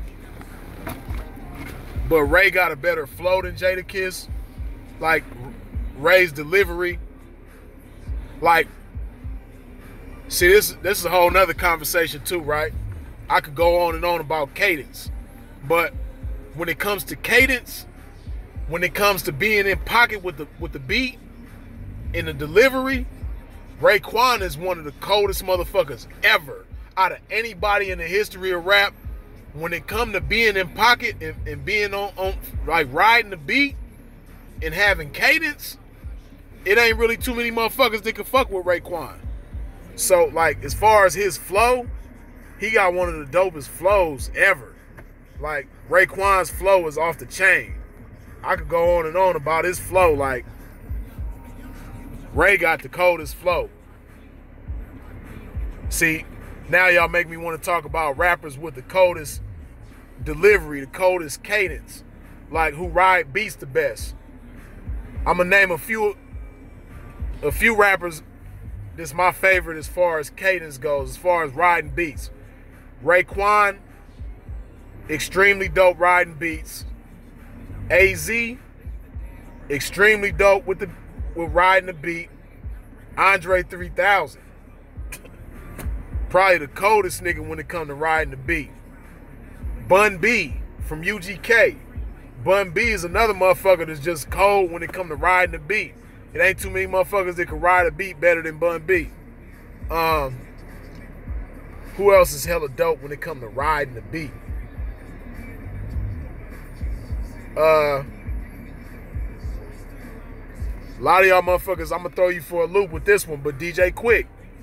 DJ Quick is another motherfucker that's just cold when it comes to riding the beat. Maybe it's because he a producer too. Like, Quick got one of the coldest cadences when it comes to riding beats and shit. Quick is another dope motherfucker. Who else is dope when it comes to riding the beat?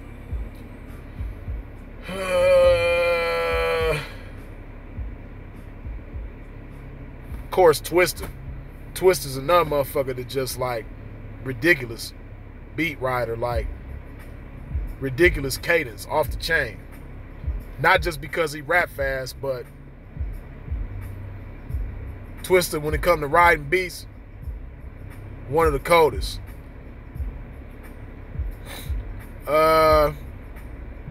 Who else is dope riding the beat? Freeze the Pimp. You know what I mean? Freeze the Pimp got a cold delivery too when it comes to riding that beat, man. You know, I don't know too many motherfuckers like Freeze. No, I'm just fucking with y'all. Daz is dope when it comes to riding the beat too. Who else? There's so many motherfuckers, man. I'm talking about just riding the beat. Busta Rhymes, another motherfucker. Busta, one of the coldest motherfuckers riding the beat. When it comes to cadence, being in pocket on the beat, Busta is definitely one of the greatest.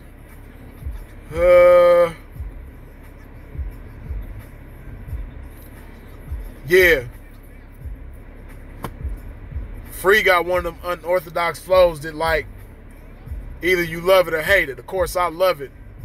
Now, you want to talk about unorthodox flows, of course, Free got one of the most unorthodox flows that's dope. But who got the dopest unorthodox flow? Who y'all think I'm going to say got the dopest unorthodox flow? It's one motherfucker with an unorthodox flow that's just ridiculous. Who y'all think I'm going to say?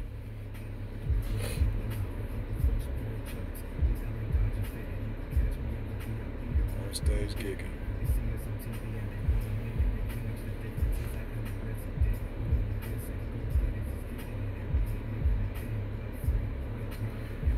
E40. Pretty Tony knew who I was talking about. Tupac, DeBelle. Hey, Tupac was another motherfucker cold with riding the beat. If you want to just talk about beat riding, of course, Pac is one of the greatest. Like, that nigga rode the beat like no other. But as far as unorthodox flows, Pretty Tony, you was right. E40.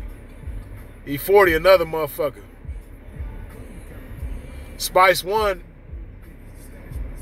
is a unique motherfucker because he could be unorthodox and he could ride the beat. Like, but he was more so unorthodox. Spice One is a cold motherfucker, man. Hey, he's another motherfucker that's like hella underrated.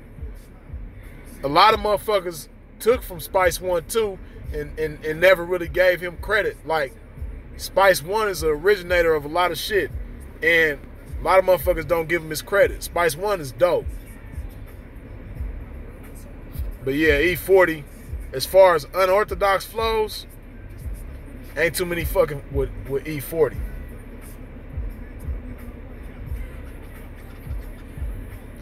Hell yeah, that 187 proof. Man.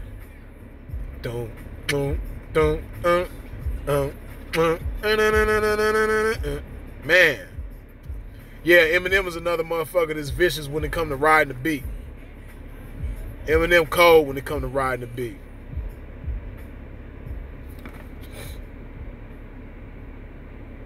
Nah, I wouldn't say M is the GOAT. He's not the GOAT in my book. But I can understand why some other people would think he's the GOAT. But nah, M ain't the GOAT in my book. He one of them. He one of the greatest. But he's not the GOAT. Brother Lynch is another dope motherfucker. Nicole, you right. Another dope motherfucker with an unorthodox flow. I just don't like what Brother Lynch talk about all the time. But as far as being unorthodox on the beat and being dope, Tech 9, the Bell, you right. Tech 9, man, he another motherfucker that slept on. But what I love about Tech 9 is that he's like, Tech 9 is the true definition of self-made. Like, Tech 9 really built a cult-like following independently. Tech 9 was hitting the top of the charts with no major label support. No mainstream, nothing. Like, really hitting the top of the charts, though. Tech 9 is a vicious motherfucker.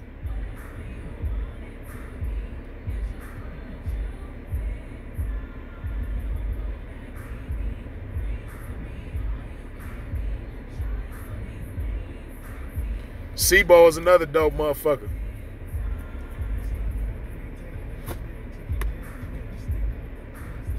Sebo's To the Casket drop. Hey, that's my shit. I be in the gym and I put that To the Casket drop Sebo on, and I ain't got to skip nothing. That shit be having me amped. You talking about, Nicole, you talking about motherfucker getting amped or get you going? Yeah, Brother Lynch too, but Sebo, that To the Casket drop, that's my shit.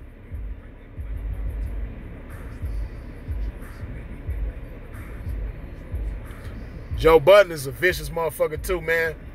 Joe Budden is like probably one of, like they talk about what ifs in the game. Joe Budden is one of the biggest what ifs in the game. Joe Budden was supposed to be a lot bigger than he was. It's kind of fucked up what happened with him though, cause you know Def Jam didn't do him right. But Joe Budden was a vicious motherfucker. Be Legit, as far as riding the beat, yeah, Be Legit got one of the coldest cadences too. Like, perfect when it come to riding the beat.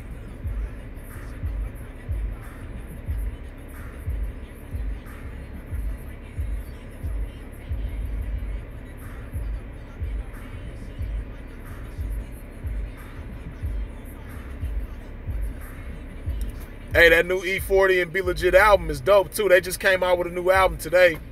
Matter of fact, speaking of E40 and Be Legit, what's the fucking, I think it's called Connected and Respected. I think that's the name of it. But anyway, E40 and Be Legit just came out with a new album today. I haven't listened to the whole thing. I only listened to like the first like 4 songs so far. But of course, you know that motherfucker dope. Like, 40 and Be Legit together, they ain't never did nothing whack. Never. So you already know that. I ain't even got to listen to the whole album yet to know that that motherfucker is fire. J.O. Felony's another slept-on motherfucker. J.O. Felony always was dope to me. Slept on.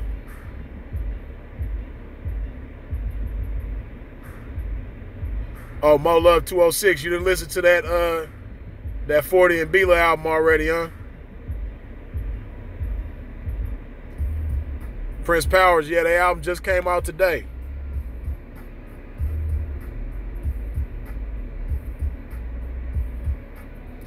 Cannabis was a lyrical beast. Cannabis made motherfuckers want to step their game up. Cannabis is the reason why a lot of motherfuckers did step their game up. Q-Tip was dope too. Tribe, period. Tribe Called Quest, dope. Beanie Siegel, a beast. Siegel, one of my favorite MCs, period.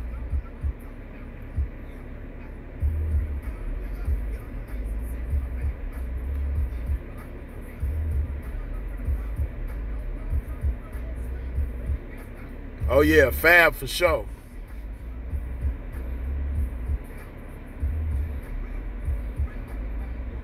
Guru, another dope motherfucker.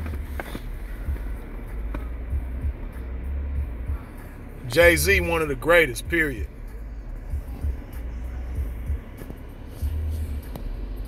L.A. Capone was dope. I can't even front. L.A. Capone was dope. R.I.P. Hey, Chicago, that whole like drill shit, they got so many dope ass young niggas, man, that lost their life. Hey, Cutthroat Vine was a dope motherfucker too. Who else was dope? Lil JoJo, man. Lil JoJo was gonna be big as a motherfucker. Of course, Do or Die. Redman, one of the greatest lyricists of all. Like, if you want to just talk about lyrics, like shock value, if you want to just talk about shock value lyrics, Redman, one of the dopest. Man, Redman is so dope. See, I was really a big Redman head too. You dig? I was so into Redman. When Redman and Method Man dropped their first album, The Blackout, I bought that motherfucker the day it came out, right? I took that shit to school. My homeboy cracked the case. The CD case that the album came in. Wasn't nothing wrong with the CD, but I let my homeboy hold it. He cracked the case on that. I went and bought another one. Just because I wanted it in mint condition. Yeah, Prodigy is definitely one of the greatest. That Prodigy album, Product of the 80s, that's my shit. I fuck with Mobb Deep, period. That was another group I was into growing up. Murder Music, dope as a motherfucker. The Infamous, dope as a motherfucker. Hell on Earth, dope as a motherfucker. Like, Mobb, they got shit.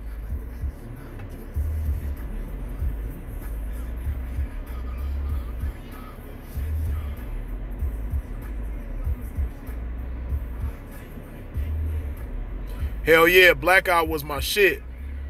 Oh, the Bell, you know, Scarface for sure. You can't even talk about Grace without talking about Scarface. Like, that nigga's a motherfucker.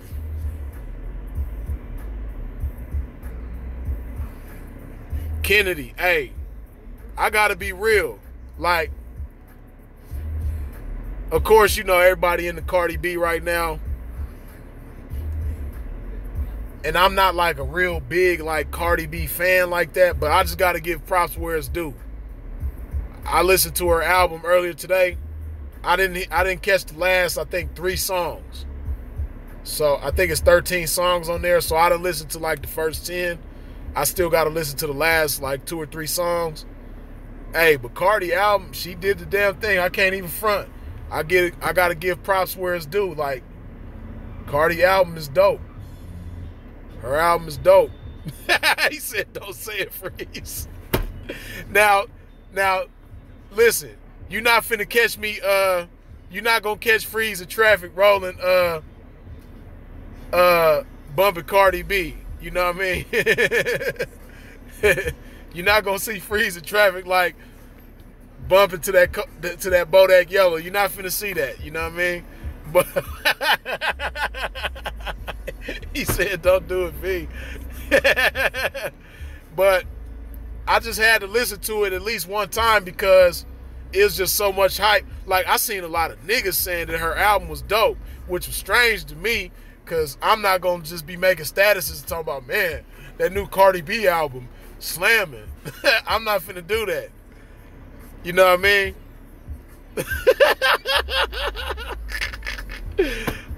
Nah, you not, Jay Evans, you ain't going to catch me bumping the Cardi B, man. But like I said, I just had to listen to it one time just to see what all the hype was about.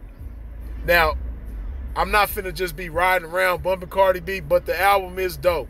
Especially for, you know, if you a Cardi B fan, you're gonna love it. But I know all her fans already been bumping it. Motherfucker been out for a week now.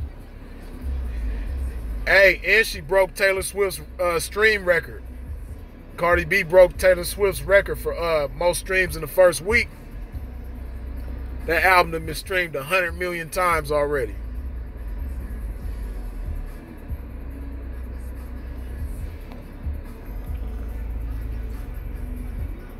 Yeah, she, I don't know, like, Nicole Sanders say, did she write it? I don't think she did. But to be real with you, most of these mainstream motherfuckers, they not writing they shit. I'm just being real, like,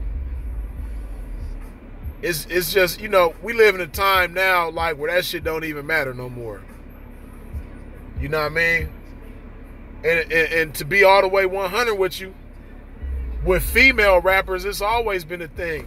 Like, Biggie wrote for Lil' Kim. I think Lil' Kim wrote most of her shit, though, to be real. Jay-Z wrote for Foxy Brown. And Foxy Brown, she another female, like her first album, again, that's an album that I wasn't riding around bumping, but Foxy's first album was dope. Jay-Z wrote damn near the whole thing. You know what I mean? So, like, when it comes to female rappers, with a lot of them, especially the mainstream ones, you know what I mean? They've been having ghostwriters since way back. You know what I mean? Zero's a dope motherfucker, too.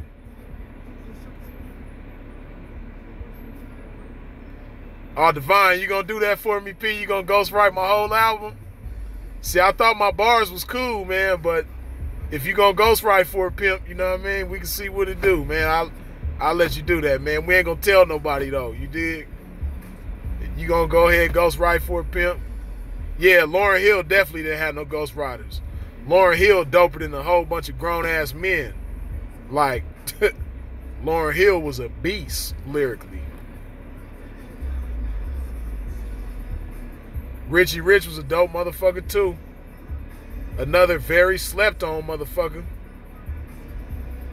I know DeBell was going to say Richie Rich. For sure. Zero, though. That Zero Codeine album, which, as far as I know, is Zero's latest album. That Codeine came out like a few months ago. I want to say January. No, it might have been December. But that Codeine, dope-ass album by Zero. For sure, for sure. Cain and Abel was dope.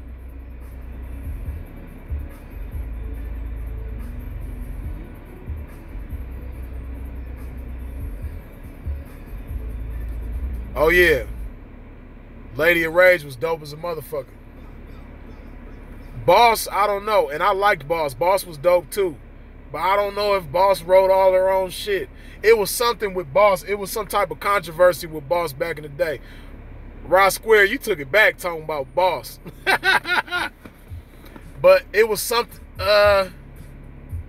you know what, with Boss, I don't think it was that she had a ghostwriter or anything like that. I think it was, she was like faking about her background or something like that. Because I think Boss was trying to act like she was from the hood or some shit like that. But I think it come to find out she was like from the suburbs. Or she grew up in a nice home or some shit like that. And she was like basically putting on an image, you know, for the marketing and all that. Rod Digger's another dope-ass female rapper. Rod Digger is dope. See, y'all want to talk about dope female rappers? What y'all know about Bahamadia? Y'all motherfuckers don't even know nothing about Bahamadia, but Bahamadia is a dope-ass female rapper. The Outsiders was dope, too.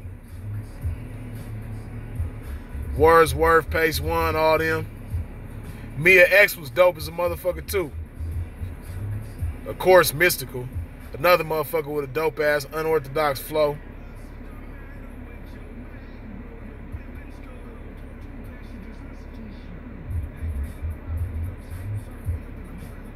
Yep, Queen Latifah, of course. Yeah, hey, Prince Powers, they ain't knowing about no Bahamadia, man. Motherfuckers don't know about Bahamadia. She dope as a motherfucker, though. Of course, MC Lyte. You can't talk about great female rappers and not talk about MC Lyte. MC Lyte came out smashing. 10% diss. Y'all motherfuckers don't know nothing about that shit.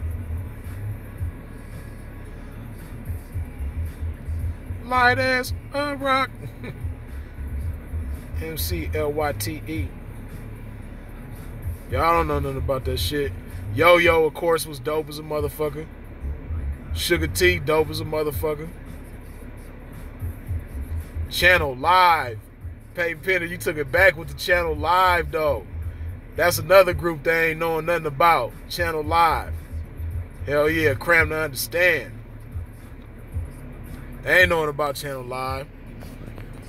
Salt and Pepper was dope on numerous levels. MOP for sure. Hey, MOP is another group that I love working out to. Hey, the Bill, that's real. MC Lyte. With her old ass, she is looking good nowadays, though.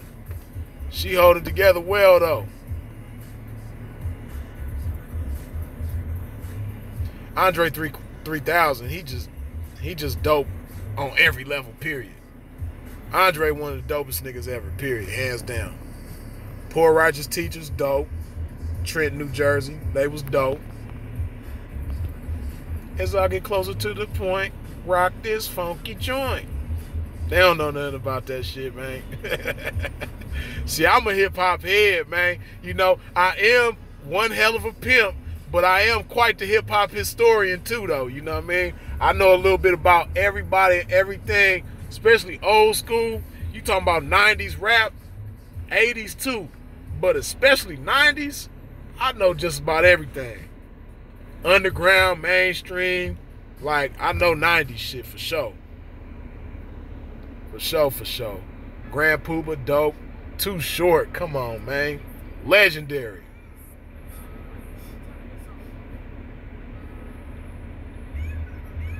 Legendary. Black Thought. See, everybody went crazy when Black Thought did that freestyle, but Black Thought been dope. That's another group that I've been on from back in the days, was The Roots. The Roots been dope as a motherfucker. Things Fall Apart is one of the best hip-hop rap albums ever made, period. Things Fall Apart, The Roots, dope as a motherfucker.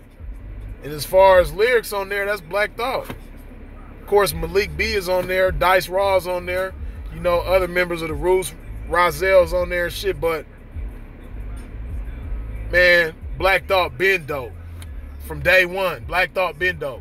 Of course, everybody going crazy because of that freestyle and shit. But Black Thought been dope, period.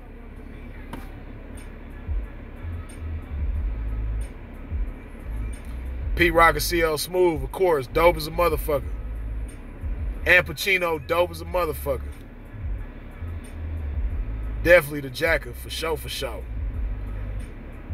I tried Al Pacino and Jacker, for sure, for sure.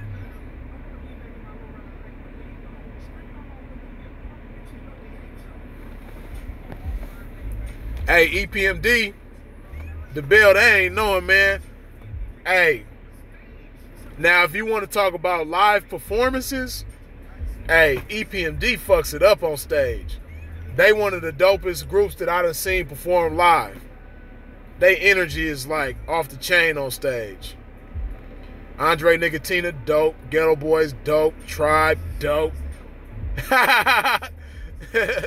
The Assassin from the Menace Clan. What you know about the Menace Clan? Drop Dime, man. Took it back with the Menace Clan. Souls of Mischief. That 93 to Infinity album is so, man, I used to bump that motherfucker so much back in the day. 93 to Infinity. Souls of Mischief, dope as a motherfucker. Yeah, somebody said Rakim earlier. Rakim is definitely, you really gotta say he the GOAT. Like, you can't really put nobody above Rakim, like, cause that nigga bars was just so ridiculous, like, at a time. Like, you had other people with bars back then. Like, of course, KRS-One, you gotta give him props. Somebody else said Big Daddy Kane already. Cool G Rap for sure. But man, Rakim, that nigga bars was so stupid. I start to think, and then I sink into the paper. Like I was ink when I'm writing, I'm trapped in between the line. I skate. When I finish man, come on, man. Rakim was that nigga, man. Like, can't nobody fuck with Rakim, period. Rakim for sure the greatest. Ice Cube for sure. Like, man, as far, like, Ice Cube is just a total package. Nigga got bars, nigga got the voice, nigga had the persona, nigga had the motherfucking storytelling, like the stories. Like, Cube was just the dopest nigga, man.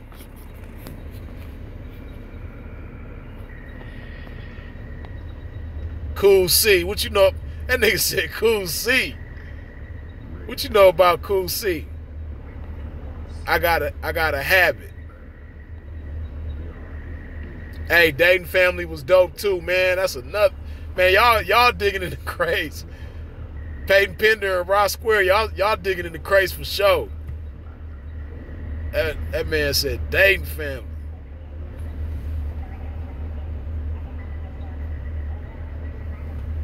Jerry Kirk Cube was a fool. Hey, Trade E, definitely a slept-on motherfucker. From my city, Long Beach. Trade E definitely a vicious motherfucker that slept on. Mac 10 don't get enough credit. Mac 10 was dope as a motherfucker too. Oh, Mos Def, man.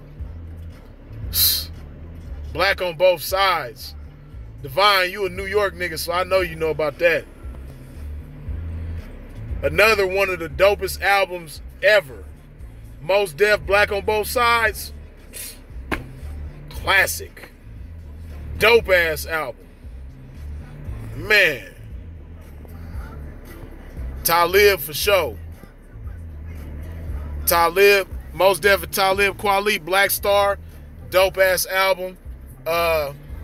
Reflection Eternal, Train of Thought, another dope ass album. Man.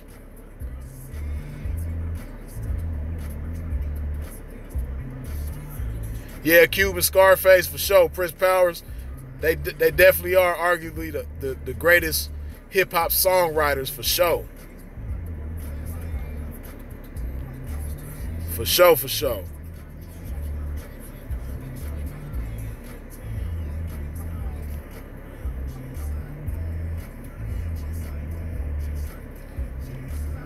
Oh, Black on Both Sides. That's what you saying, Jay Evans? That was 9th grade for you? Oh, DOC for sure. Man, DOC is like, when DOC lost his voice, that's like when Bo Jackson got hurt. And Bo Jackson couldn't play football no more, man. That's how it was when DOC lost his voice. It's like, damn. DOC was so man, that nigga was so dope. And wrote a whole bunch of shit for a whole bunch of people, too. K-Solo's another dope motherfucker. Psychodrama, definitely dope. Killer Priest, for sure. Another slept-on motherfucker, Killer Priest.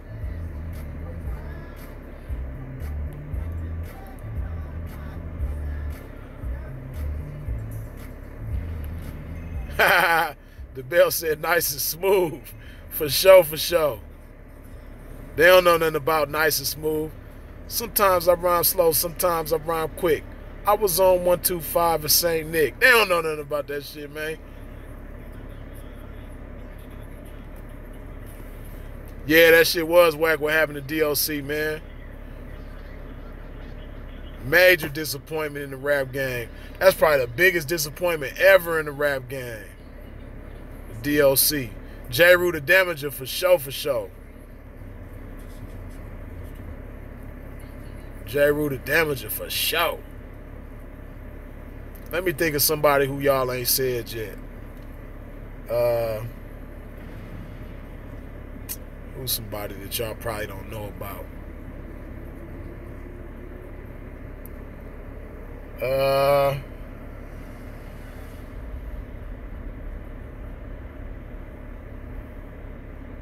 Devin the Dude for sure. Killer Army, definitely dope. Group Home was another dope ass group from New York. Capone and Noriega, of course. The Bell took it back. The Ultramagnetic MCs took it back for sure. Jay Evans, yeah. It's a few battle rappers I like. I just was watching, because I didn't even know they battled. It's an old battle, but just, I think it was last night or the night before, I was watching DNA and P. Because P is dope as a motherfucker to me. But I watched the DNA. Well, they only showed, the clip that I seen was just the first round of DNA and P. But DNA is a dope ass battle rapper. P is dope. It's a nigga from the Bay Area that's dope as a motherfucker battle rapping. Light-skinned, tall, skinny nigga. Man, what the fuck is his name? I want to say from San Francisco. He kind of slept on though. And I don't even know if he like active no more. But he was dope, like probably like late 2000s, early 2010s. The fuck is that nigga name, man? One of y'all probably know who I'm talking about. Who's that light-skinned nigga that battle rap from the Bay? He got short hair, skinny, tall, light-skinned. The fuck is that nigga name, man? Damn, that nigga dope as a motherfucker, too. The fuck is that nigga name, man? Fuck. Matter of fact, the nigga I'm talking about, he battled Disaster back in the day when Disaster was young.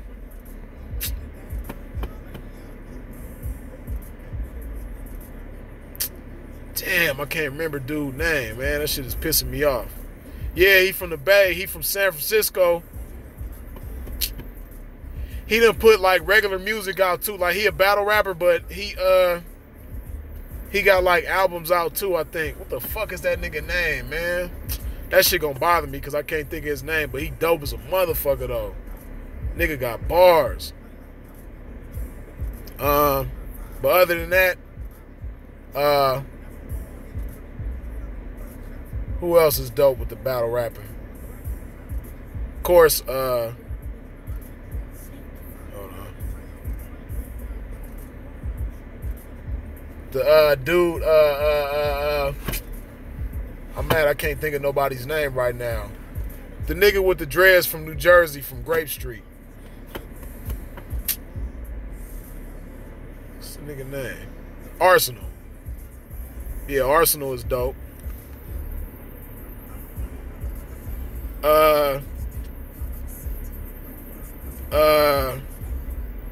It's a white boy from the Bay. He kind of heavy set, got a beard. I want to say he from like San Jose or some shit like that. He dope too. I can't remember his name.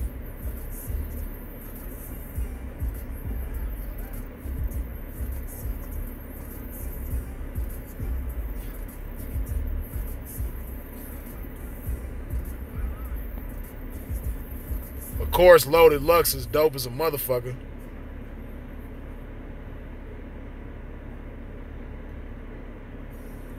It's a lot of new cats that's dope too, whose names I can't remember right now. I don't know why I can't remember none of these battle rappers' names.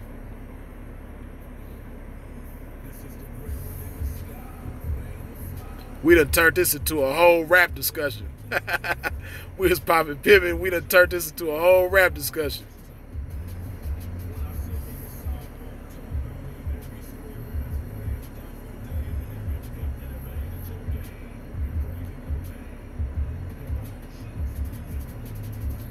Damn, it might be Awkward, who I'm talking about.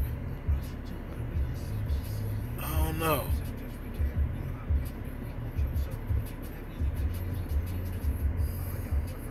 Hey, facts. Locksmith, is that the dude from the Bay? Who is Locksmith? I kind of want to say that's the dude from the Bay that I'm talking about.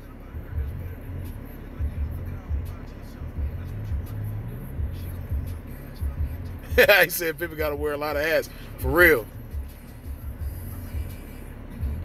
Hey, what Locksmith look like? Is he tall, light-skinned, skinny, with short hair? I think that is the nigga who I'm thinking of from the Bay that's dope as a motherfucker, got bars. I want to say it's Locksmith. I'm like pretty sure it's Locksmith. Yeah, he like half Arabic and he mixed. Yeah, I think he like half Middle Eastern, half black, I think. Yeah. As soon as you say, when you said he Arabic, yeah, I think that, yeah, that's him, for sure. For sure. Locksmith, yeah. Locksmith dope as a motherfucker. And he slept on too, like, he slept on like a motherfucker. Yeah, see, hey, what make Diz so dope, Diz will serve a motherfucker in different languages and shit. Like, Disaster is a fool, man. I done seen him battle motherfuckers in German, Arabic, English. Like, Disaster is just a fool, man. He's stupid. Yeah, Locksmith got some good music too. I remember, I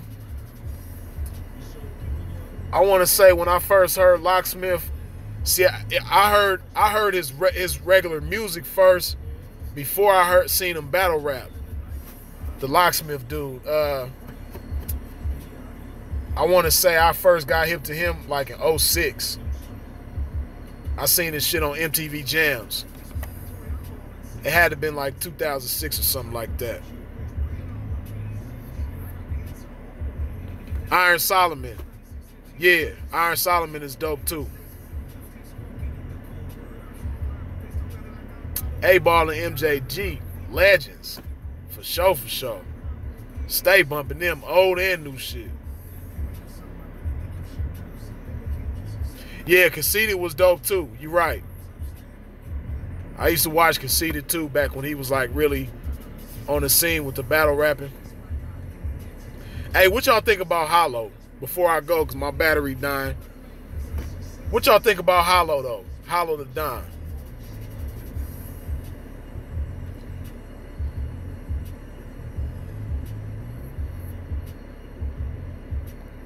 I ain't hip to Rum Nitty. I'm going to have to check him out, though.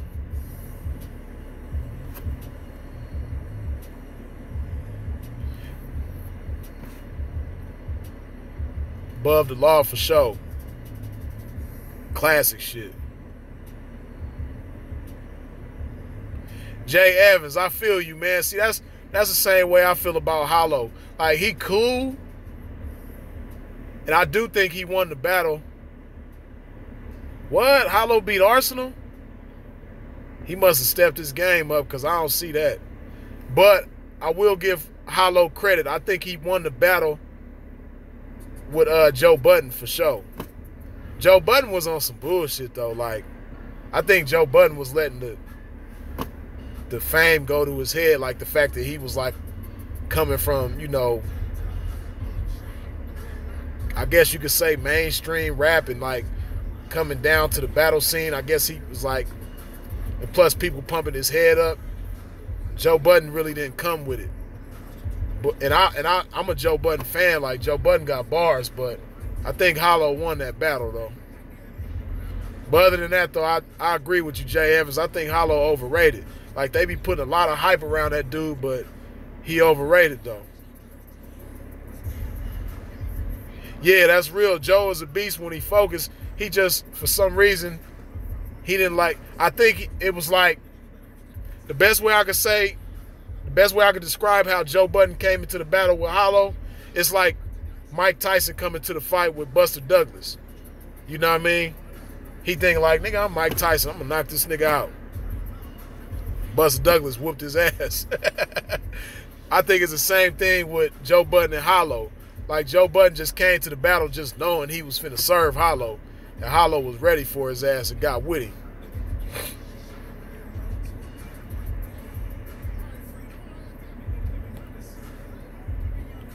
Yeah, the bell, I'm finna be with you, man. I'm finna get in the bitch's face too. You dig? But this was a good chat, man. Y'all bring back a whole lot of memories with this rap shit, man. We've been digging in the crates. We've been popping, pimping, and hoeing. We've been popping and chopping music all night. This is a good one.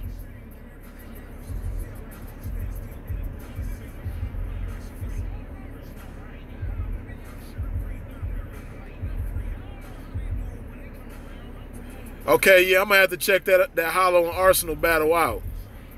Because if Hollow got with Arsenal, because Arsenal dope as a motherfucker. So if Hollow beat him, that's a surprise. But yeah, man, I'm going to have to go ahead and cut this shit short, man. You know, I got work to do. As always, it was a pleasure chopping it up with y'all. I appreciate all of you who gave me a thumbs up. I appreciate all of you who gave me a view. I appreciate all of you who subscribe. I appreciate out of those who subscribe, hit the bell so that you can get a notification whenever I'm on here. I appreciate the donations. I appreciate your contributions in every which way that you have. I appreciate all of y'all chopping it up with me about this music shit. This was a great ass conversation, you dig? I appreciate this shit. Cause now y'all done refreshed my memory. Y'all done blew the dust off of certain memories in my mind. Now I got to go back and listen to a lot of motherfuckers that y'all mentioned. Dayton family probably gonna be one of the first ones I go back and listen to because they was dope. But I appreciate y'all, man. Best of blessings to y'all. Y'all be safe on this Friday the 13th tonight. And I'm gonna chop it and pop it with y'all on a later date. I'll holla.